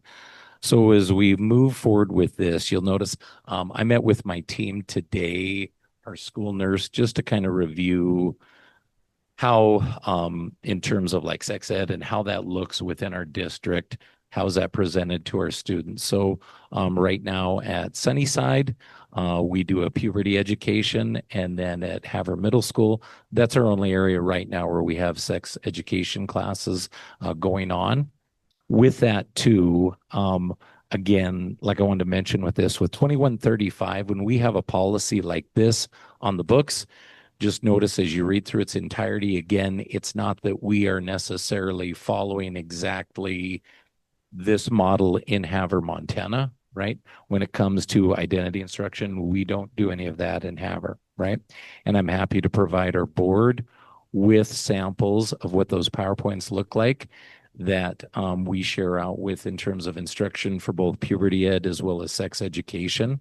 Okay. So the part in this policy, when we go through this, is you all selecting, you know, where it says select one and it says school year / semester. When we visited with our principals, they felt like selecting school year as the one time on notification would be the best way to go. So know that. And then it talks about annual notice and availability of materials. A big part with this policy, as we kind of broke it down, is establishing a link that would go out in the recommended timeline ahead of time to families to review all of the information on what we're teaching. So that would be a little difference. kind of it's taken on different formats where sometimes the materials would be available upon request. Sometimes they would be posted in a library for a set amount of time. Now we would be sharing out a link with all of the information for families to review. Correct. If you so that part is new. If you look on the back side of this, there's some other parts to this. So it says, as part of the annual notice, the district will provide an electronic link to the materials or summaries of materials consistent to the copyright laws for health enhancement curriculum, including lesson plans or other materials for human sexuality instruction, identity instruction, and a calendar of events or assemblies in which human sexuality instruction and identity instruction will be provided. When we met as a team this morning, we will not be having, if you read under the next section with assemblies, there will be no assemblies that we have planned regarding this type of instruction. And then you can see at the bottom of the policy, it also talks about no abortion curriculum. So there's some specifics with this that I just wanted you to all be aware that we're very thoughtful, and Holly could jump in and comment on this as well, with in terms of our curriculum and what we share with our students and where we're moving forward with this. And so again, having this policy, when these required policies come in, doesn't mean that we have to do everything in its entirety in terms of how we share that information with our students or our families. It's just available in our policy manuals for if something came up, here's how we would handle the situation, if that makes sense. Okay. We were also very thoughtful with the curriculum that we brought to the board last year when we looked at our HPE curriculum, and we purchased the essential curriculum. We did not go with a comprehensive version that would include all of these additional areas, because we felt that as a district, this aligned to our needs and our what our students needed. We were not going to provide additional information into the other sections, especially with regards to identity instruction. And so our core program that we have links and everything for just talks about those essential specific standards that need to be met. And again, if our board would like, I'll provide you that information. I can send that out to you. Does that sound good? Okay, perfect. Next policy, 2150. So go ahead. Yep. Where did this policy come from? Was it federal, state? State. Okay. Do the feds send things to the state that they have to? I mean, I think there's always, right, a ripple effect on what happens in the federal government, then comes down to then our legislation at certain levels. And then the state, right, has the ability to adopt, the different laws based on their individual needs. But I think federal legislation and what's happening out there always will impact the states at certain levels. Tyson, if at any point you decide that you have homework to go do, you can feel free to leave and we won't be affected in any way. I just want to make sure you're aware of that. I told that to Tyson earlier, but he's like, man, this is good stuff. I'm just going to hang out. Like, yeah, how could you know? So next, so 2150. So this one talks about suicide awareness and prevention. And so this is new language when it comes to this important topic. So you can see at the bottom, you got struck language on the top, and then the bottom part, it talks about from your standpoint, and the board is committed to protecting the health and well-being of all students in the district. And then it just kind of goes through a series of things.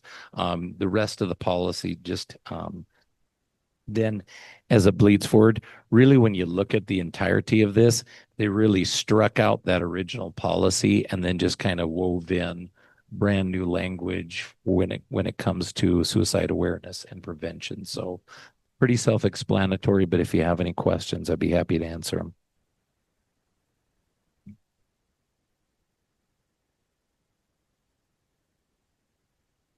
On the bottom, talks about Form 10.55.720. What is that? Oh, yeah, where it talks, it has like Montana code annotated. And so those are all just kind of the legal references where you can find them in other policies and under other codes, I Kevin. understand. So what they'll Oh, what they'll do then is you'll see in a lot of these like cross references. So that's where then they'll come across and they may have this same thing will be referenced in other policies, legal documents, what have you. Because essentially the state legislature voted to change the law. So then like MTSBA is saying, okay, based on these like legal references and this change in Yep. law, this is how we have to change your policy. Right. So that's why Right. they're referencing it. Yeah. And a lot of times too, they'll list different policies in there, Kevin, that also kind of interrelate. So you might find this policy also referenced in a couple of other policies. It kind of weaves into itself. Like when we wrap up, you'll notice on some of the next policies too, sometimes in order, they'll cover a section, and then the very next policy, it'll bend back to the previous policy to reference.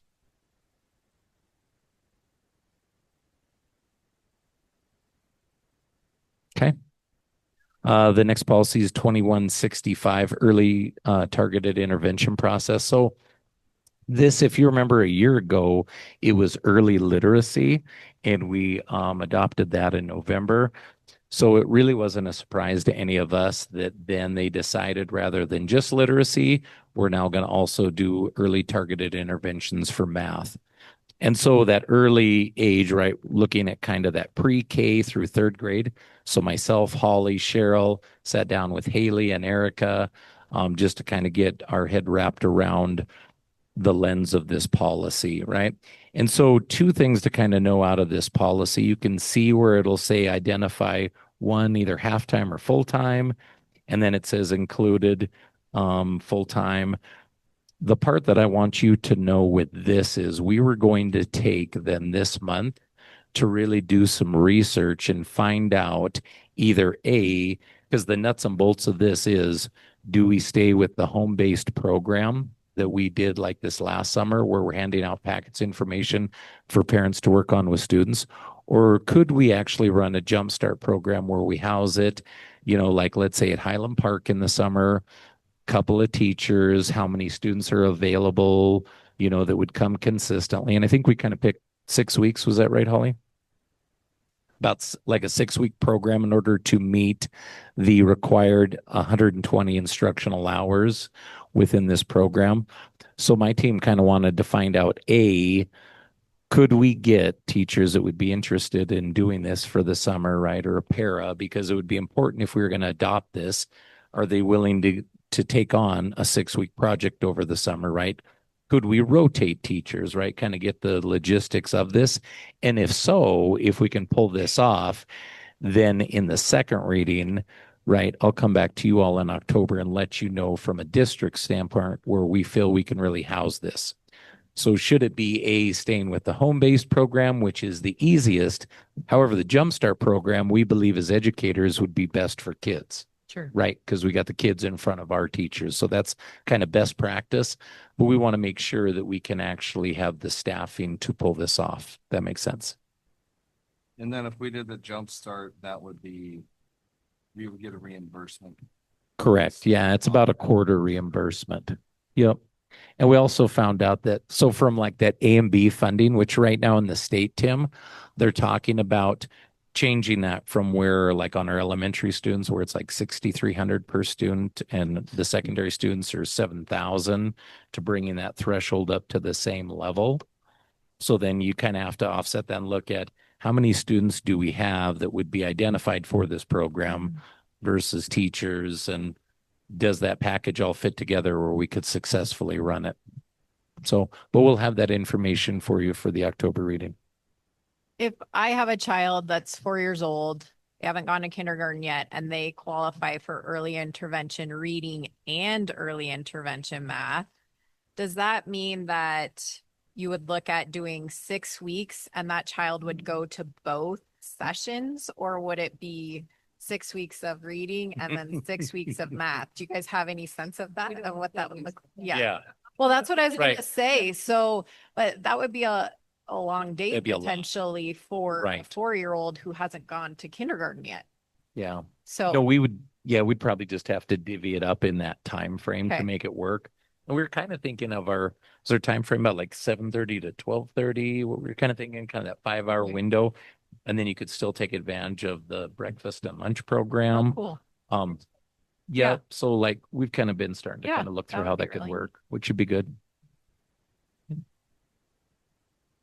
Okay, so we'll have kind of the final information for that next month.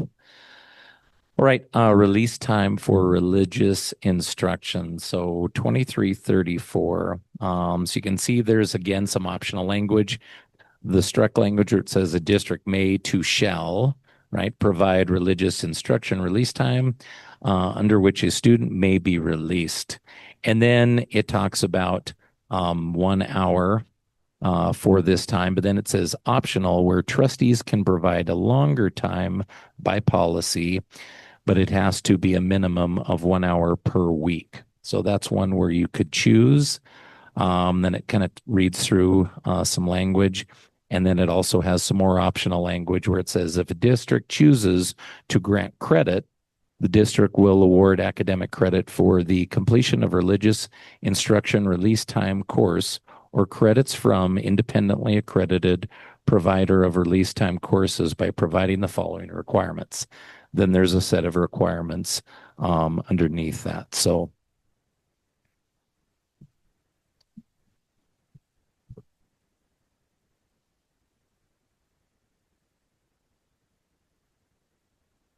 okay. So be thinking about that one when it comes up for the next one. 2410 high school graduation.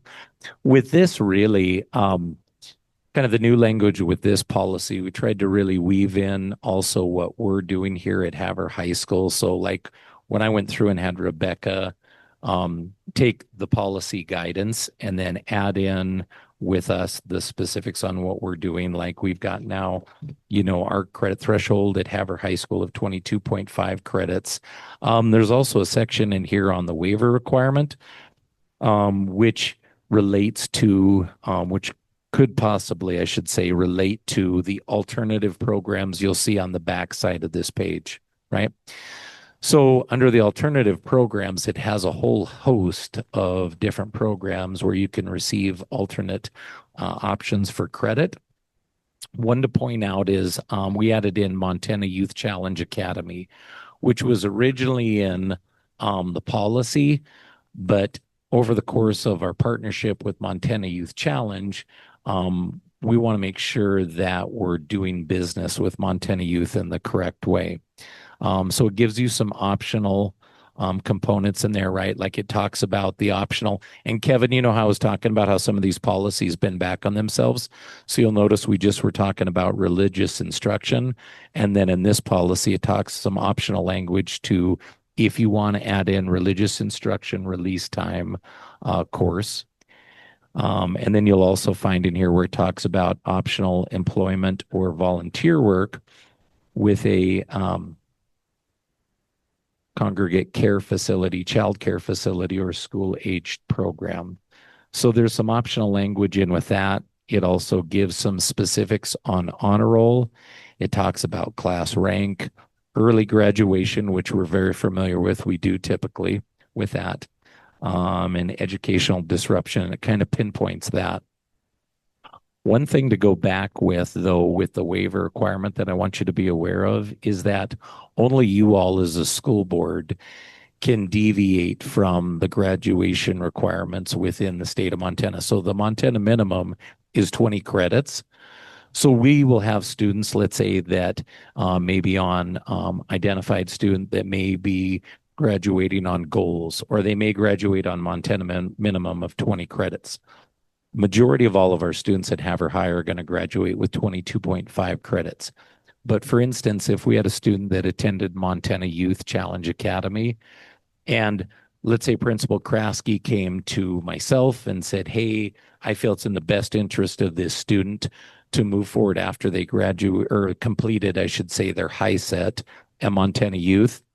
And I feel like we would like to give them a diploma.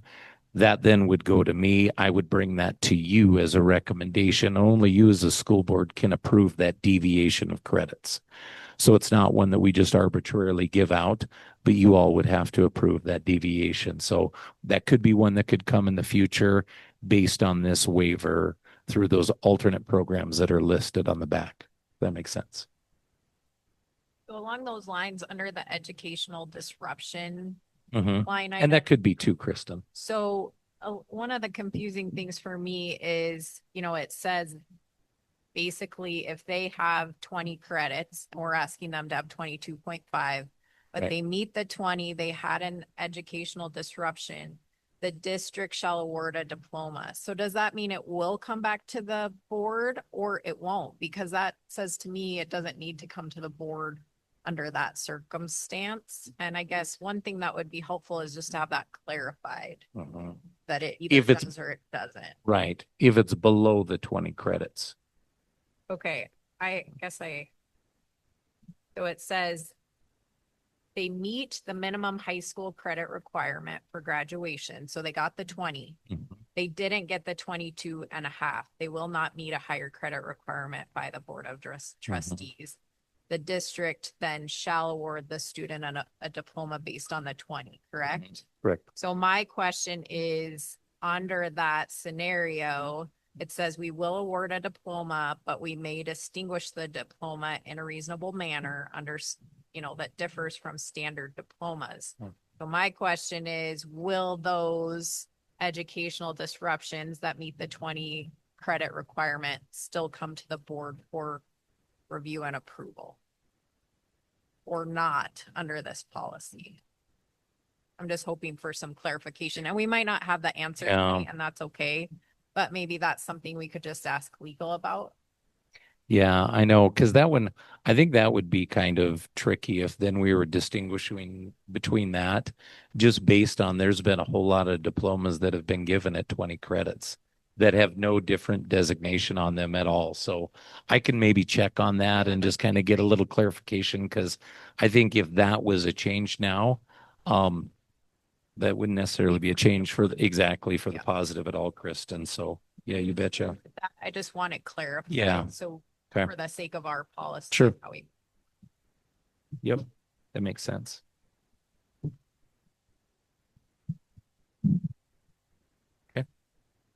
I guess I have more of a question for everyone else here. Me being probably the oldest guy in the room, when I read honor roll and it has a B honor roll, which I've never heard of before, that goes from 3 to 3.5, is that because it's come in after my times? I think my youngest boy graduated in 2009. Is there a B honor roll pretty common? What's that? Yeah, that's exactly right. I would say it's honoring the kids that are still trying, maybe to give effort to your 2.9 students, 2.8 to push, getting another goal or a measure to get. Because it wasn't in the prior one. I mean, I know what you're saying. Yeah. You know, It's just, Yeah. like an honorable mention, Yeah. or second. but all I can state hear second everyone, class. especially parents, my kid made the honor roll. They're not gonna say B honor roll or the A honor roll, or my kid made the honor roll. But I don't have a problem with that, I guess. It's just, to me, it's, participation. Yeah. Education. That might be a little harsh. I think, guess. yeah, I mean, I know exactly what you're saying, Kevin. And it looks like with the B honor roll and the A honor roll, they're just trying to kind of define that a little clearer. I mean, I think there's definitely always been that flexibility. I've seen it before where a 3.0 could be designated as an honor roll and a 4.0 was the high honor roll, right? So I think school districts, just depending on where they're at, operate a little differently with that. So they're trying to now just give you a specific classification to define it versus you arbitrarily saying we're just on a roll 3 and above. Now you have a little separate classification. So just remember back when we had the Havre Daily, they had the honor roll from all the different schools, and I assumed that it was from 3.5 to 4. I didn't see Right. any reference to anything. And I actually like this. I think this is consistent with what a lot of other schools are currently doing across the state. And I think we have a lot of students that, we don't know sometimes how hard that student has worked to achieve that B. And I think that that is worth celebrating. And I don't look at it as a participation award. I look at it as let's celebrate the fact that you worked really hard to get that B. So I like that we're celebrating that as well. I'm certainly not going to object to it. It's just that being an old guy, I'd never heard of it before. So I was wondering how many other people have. Sure.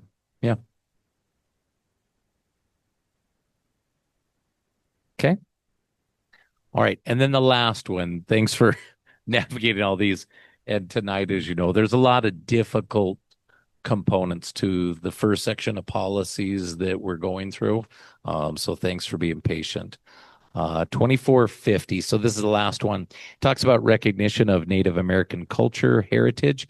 So as you know, Havre Public Schools, we have always had an Indian Education for All Title VI coordinator, building coordinators. We also have Indian policies and procedures. So we are a school district that typically does a lot more than maybe other districts you may find, especially in rural Montana, that are really moving forward with like the Montana framework and all of Indian Education for All and what it requires. So as it bends back into this policy, you can see there's some struck language and now just some new highlighted red language where it talks now where it says like in the district recognizes the distinct and unique cultural heritage of Native Americans and is committed in the district's educational growth instead of its. So it kind of highlights the districts versus its. So basically just a lot of little easy language changes. Again, this is new this year. Previously, like Kevin, when you mentioned like MCA, you'll notice again that's struck out and they say which is required by Montana law. So that seems to be some new language that they're utilizing this go round of policies.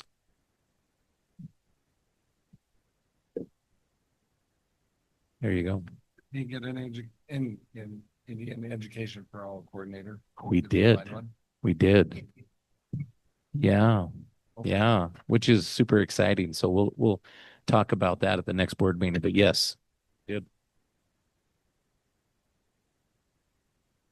Okay.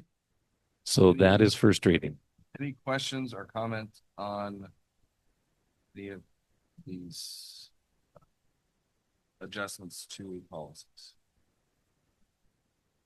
On first reading. Will be a second reading. There's a little bit more information to come on.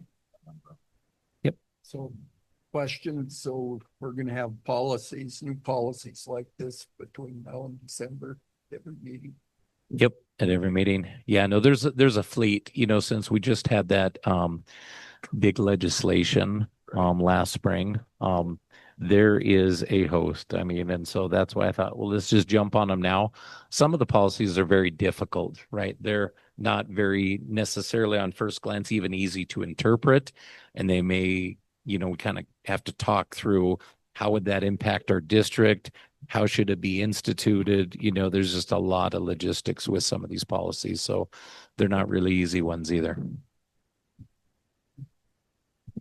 So remind me for these on first reading, do we have to acknowledge in the motion the additions that we're proposing? If you'd like to, yep. Okay. Yep. If you want to make those additions, then yes. Okay. I've got one quick question too, and certainly not trying to be politically incorrect, but why sometimes do we use, so like for IFA, Indian Education for All, and in this policy, we're using Native American. I don't care which one is used, but I was just curious why there is the difference. I can't answer that, Jake. I'm not sure. Yeah. Is that something that we would like to have some consistency to, or is it not important? I'm not sure. You know, I mean, I would use the language that the legal team has set forth in this. So I'd follow their direction with that. And I'm not sure when they would make that differentiation or not. As you know, we adopted the Indian policy and procedures, and that's exactly how they wanted it stated. So I'm not 100% why the change is, but when it comes to like reference in the polity, if they use Native American versus Indian, I just would follow that. Yeah.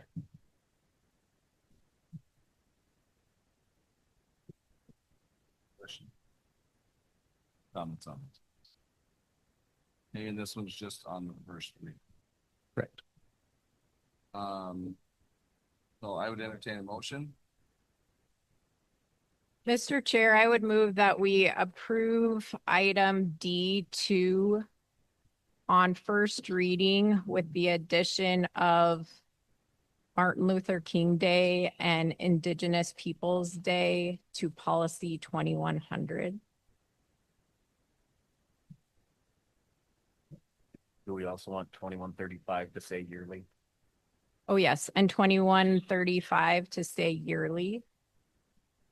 So I would move to approve policy 1111, school board elections as presented, 2100 school year calendar and day with the addition of Martin Luther King Day and Indigenous Peoples Day, 2132 as presented, 2135 with the designation of per each year.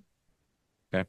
2150 as presented, sorry.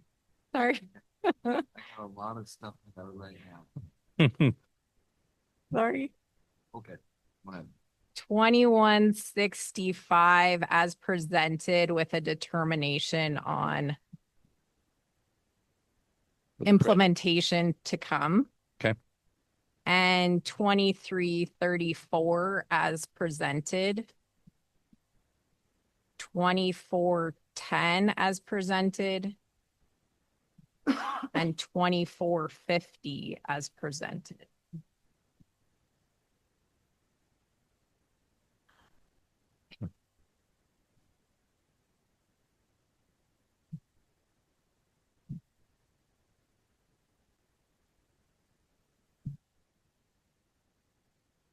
One.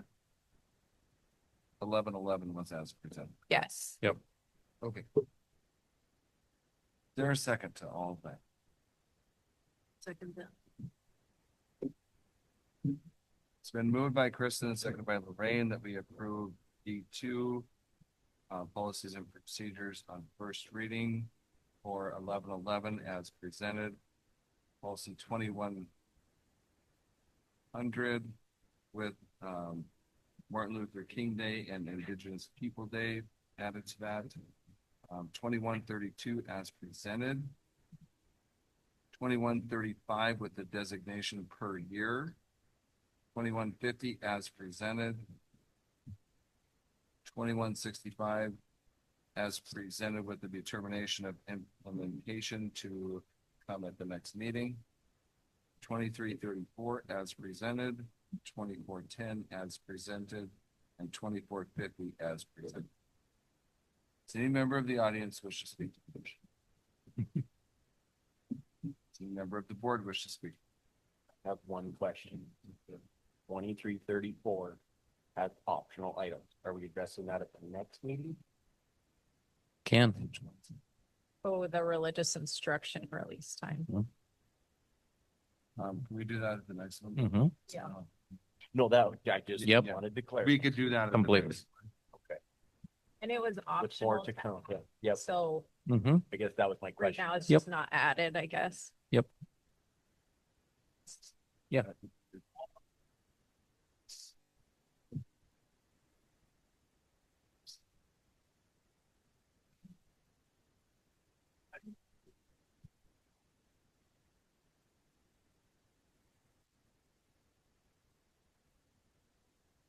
100%. Would you come to the microphone so everybody? Would you be able to come to the microphone so everybody can hear you? And can you introduce yourself too, please? I'm Weston Mudge. I've been in Havre 12 years, 13 years, something like that. all I would hope is like the children are not forced to go through this if the parents are not okay with it. And I'd hope there's a way that we can opt out of it and not have it be like, hey, they're alienated from this assignment, whatever. But I just don't feel like that's something that a lot of parents in our community would be, I guess, agreeable with. So Yep. I just want to make sure there's Yep. a way out. 100%. Yeah, with all of that, there's always the opt-out portion for parents. So that's across the board with all sex education and things of that nature. So you have that ability as a parent. But it sounded like what Holly said was we didn't, I guess, adopt that version of it. Correct. Yep. So it's not in there, but just so you know, for the future, for any of those, there's always an opt-out for a parent in that type of scenario. And that is sent out for the. Yep, via on that link. So yeah, you there's can a- expect that. Feels sent to the parents for that. They'll be notified that this instruction is going to take place. You can always opt out. It Mhm. does not necessarily mean that we are adopting teaching that particular piece. That it would be in the curriculum. Yep. And that is available to parents if they so choose. Anybody else have any questions, comments on that? Member of the board? Here, we'll clarify that with the next one. Okay, all those in favor, raise your hand. Motion passes unanimously. Okay. What was our next one? Should be D3. D3 vending machine contract. Yep. So I recommend the approval of the Sundance Estates vending machine contract for the 25-26 school year. The vending machine is stationed at Havre High School. This is a renewal from the 24-25 school year. I know Sarah McKinney was here and she was going to be able to field any questions. Then she shot me a text message that she had to leave based on a situation that happened. So this is the same contract you approved last year.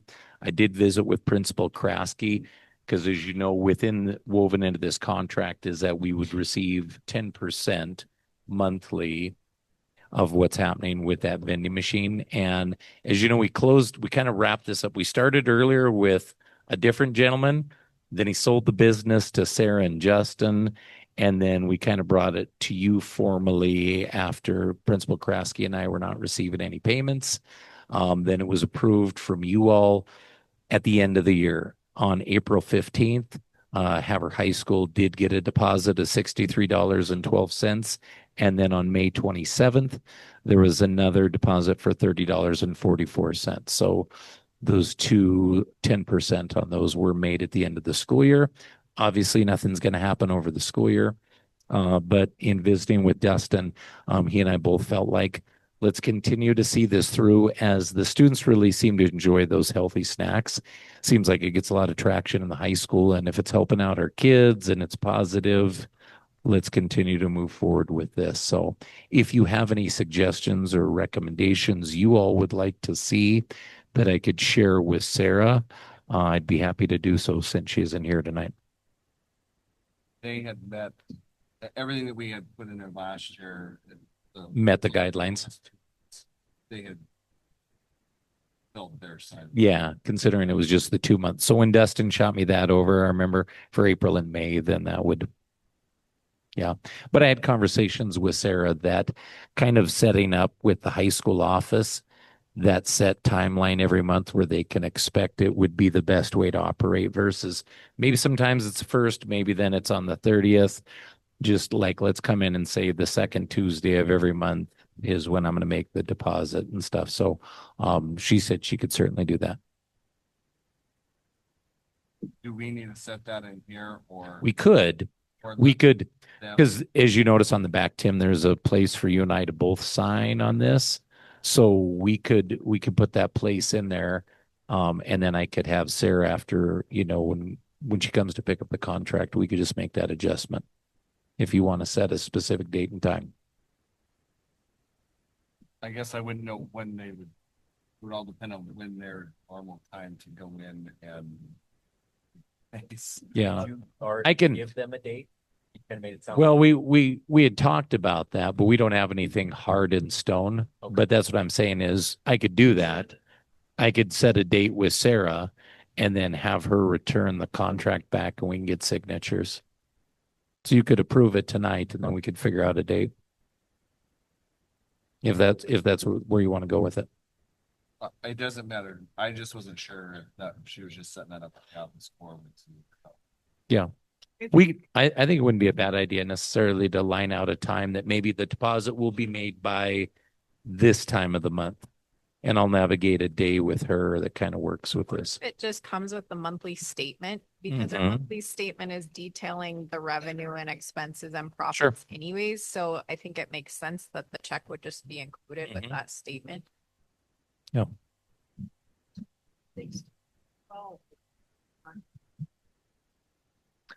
Just for the month of April. Yep.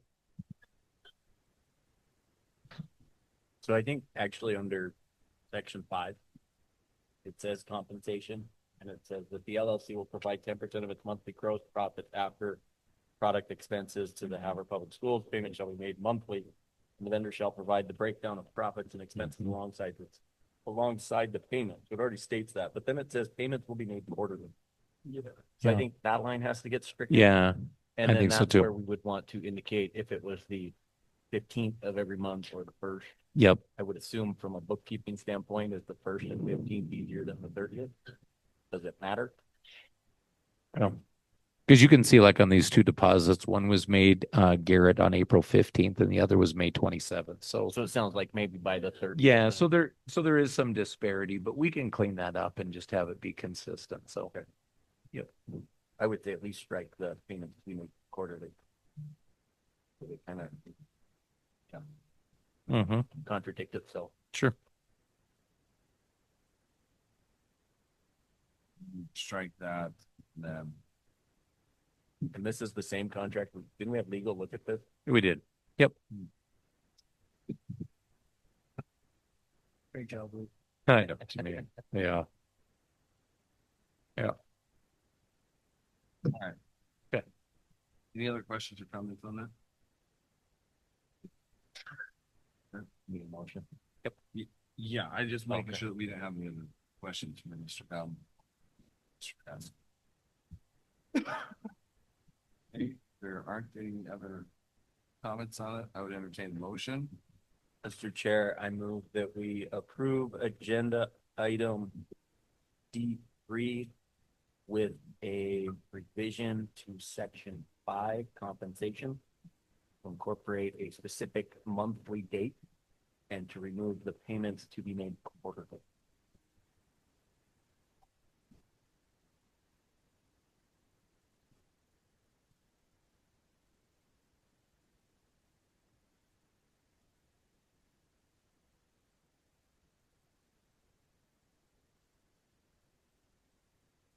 Second. I'll second. It's been moved by Garrett and seconded by Kevin that we approve agenda item D3 with the revision to section 5 to include a specific date of the payment and then take out the language on quarterly payments. Does any member of the audience wish to speak to the motion? Does any member of the board wish to speak? Those in favor, raise your hand. Motion passes unanimously. This time, this brings us to the public comment portion of our meeting. This is an opportunity for any member of the audience to bring to the attention of the board questions or relevant comment concerning school district matters not on the agenda. Board may not take any action on matters brought to the attention of the board unless a specific notice of that matter is included in a properly noticed agenda. Therefore, in the public comment portion of the meeting, the board will not discuss or take any action, but may refer a matter presented to a future agenda. If you have comments, please come to the microphone so that the board can hear you. Are there any persons present wishing to comment at this time?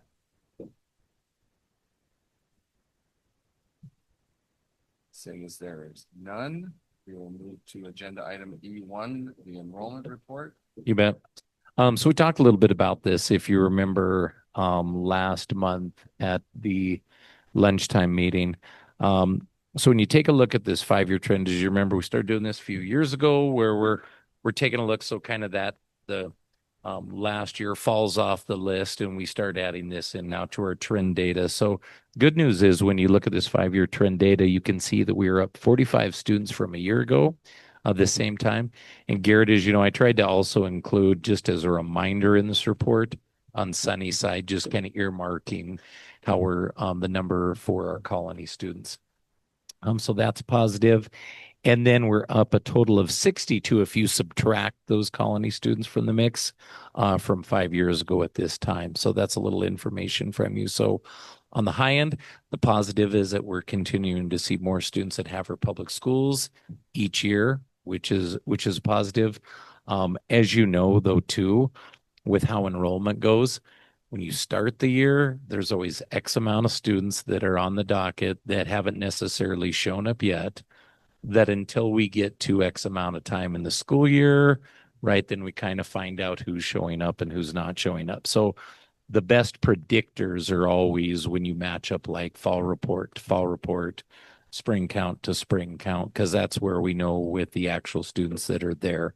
But looking across the board, the numbers are positive. And you can see that when you just kind of cascade down through the years, you can look and just see by month that we're continuing to be a little higher each year by month than we've been in the past. So all positives.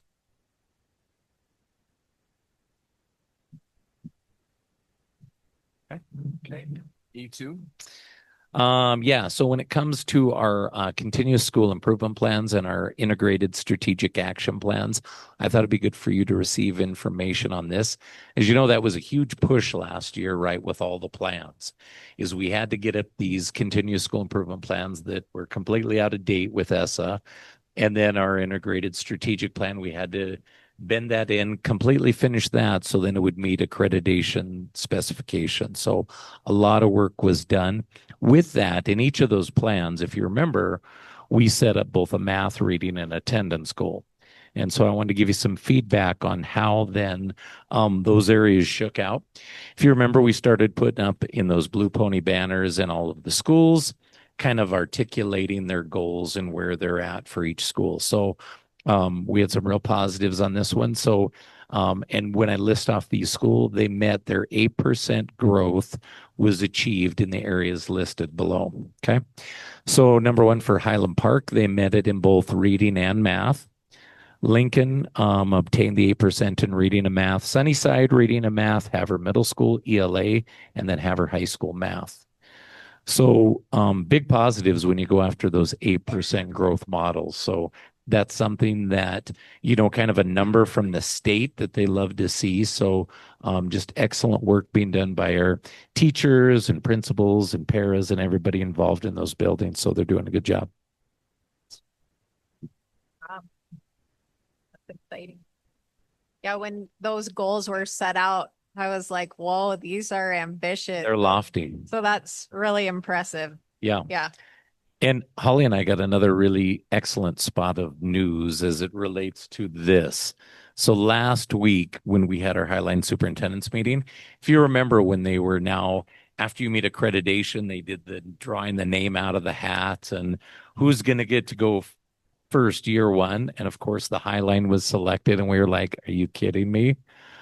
They bumped it out a year because all these schools across the state then have done all this work and they said, I think we need a little more time to shore this up. So we're not even going to start till 26, 27. And Holly and I were like, so you get a little reprieve. We get a little reprieve, Tim. Now, mind you, we're still up year one. Highline's up out of the gate, but we get a year off. So this is good news. Okay. Any other questions on that? Okay. E3 charter schools. As you know, Holly, myself, Moses have kind of been researching this model for our homeschool population. So as we talk through this, and I had some conversations with all of you, there's a variety of factors that go into this. And so I had meetings with McCall Flynn, who's the executive director at the Board of Public Ed, right? I talked to reps from Harmony. I spoke with Vicky Proctor, Hill County Superintendent, right? So to try to ascertain, do we meet the criteria for this, right? Because how this could look if you had a public charter school is not only then do you receive A and B funding, but you also receive a nominal value when it comes to for your basic entitlement money. So you could receive 300,000 for basic entitlement per school. So in the larger school districts, they'll set this up where maybe they have 2 or 3 charter schools bringing in entitlement money along with the A and B funding, right? However, what Holly and I found in talking with the Board of Public Education was that you have to have 71 students registered in homeschool in the elementary. You'd have to meet the threshold of 21 students in the middle school and 41 in the high school, right? So not only do you have to meet these thresholds, but different than how we operate in our school system where we can take in out of district students. No students can be out of district. They all have to be located within Havre. So that was kind of another issue to look at, if you will. There's also the testing, so we're responsible for all of the testing. So, which is, as Holly can attest, fairly extensive, correct? So all of those homeschool students, then we would be responsible for testing them throughout the year.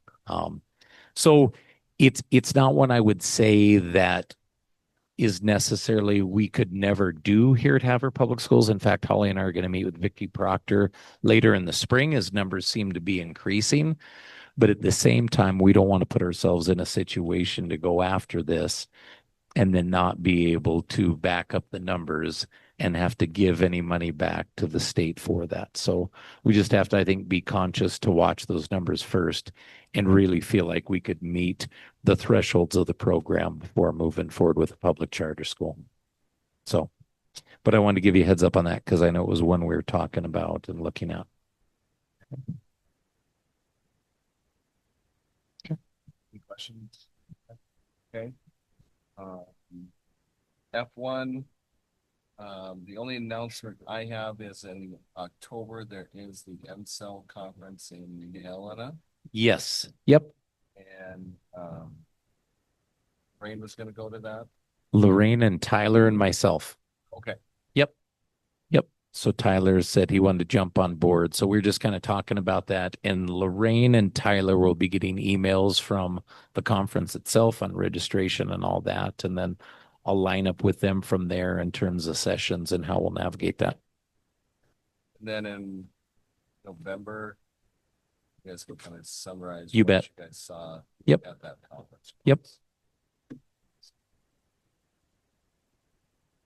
That's the only announcements I have. Are there any correspondence?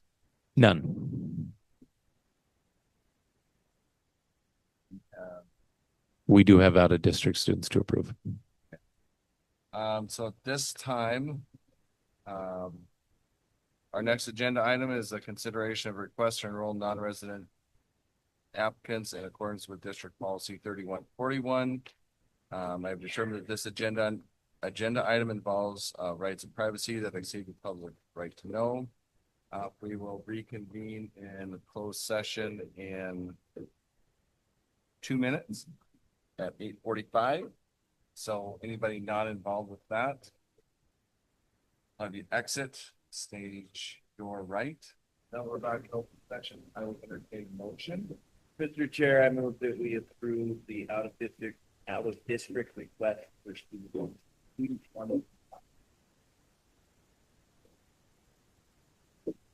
Second. Then moved by Garrett, second by Chris.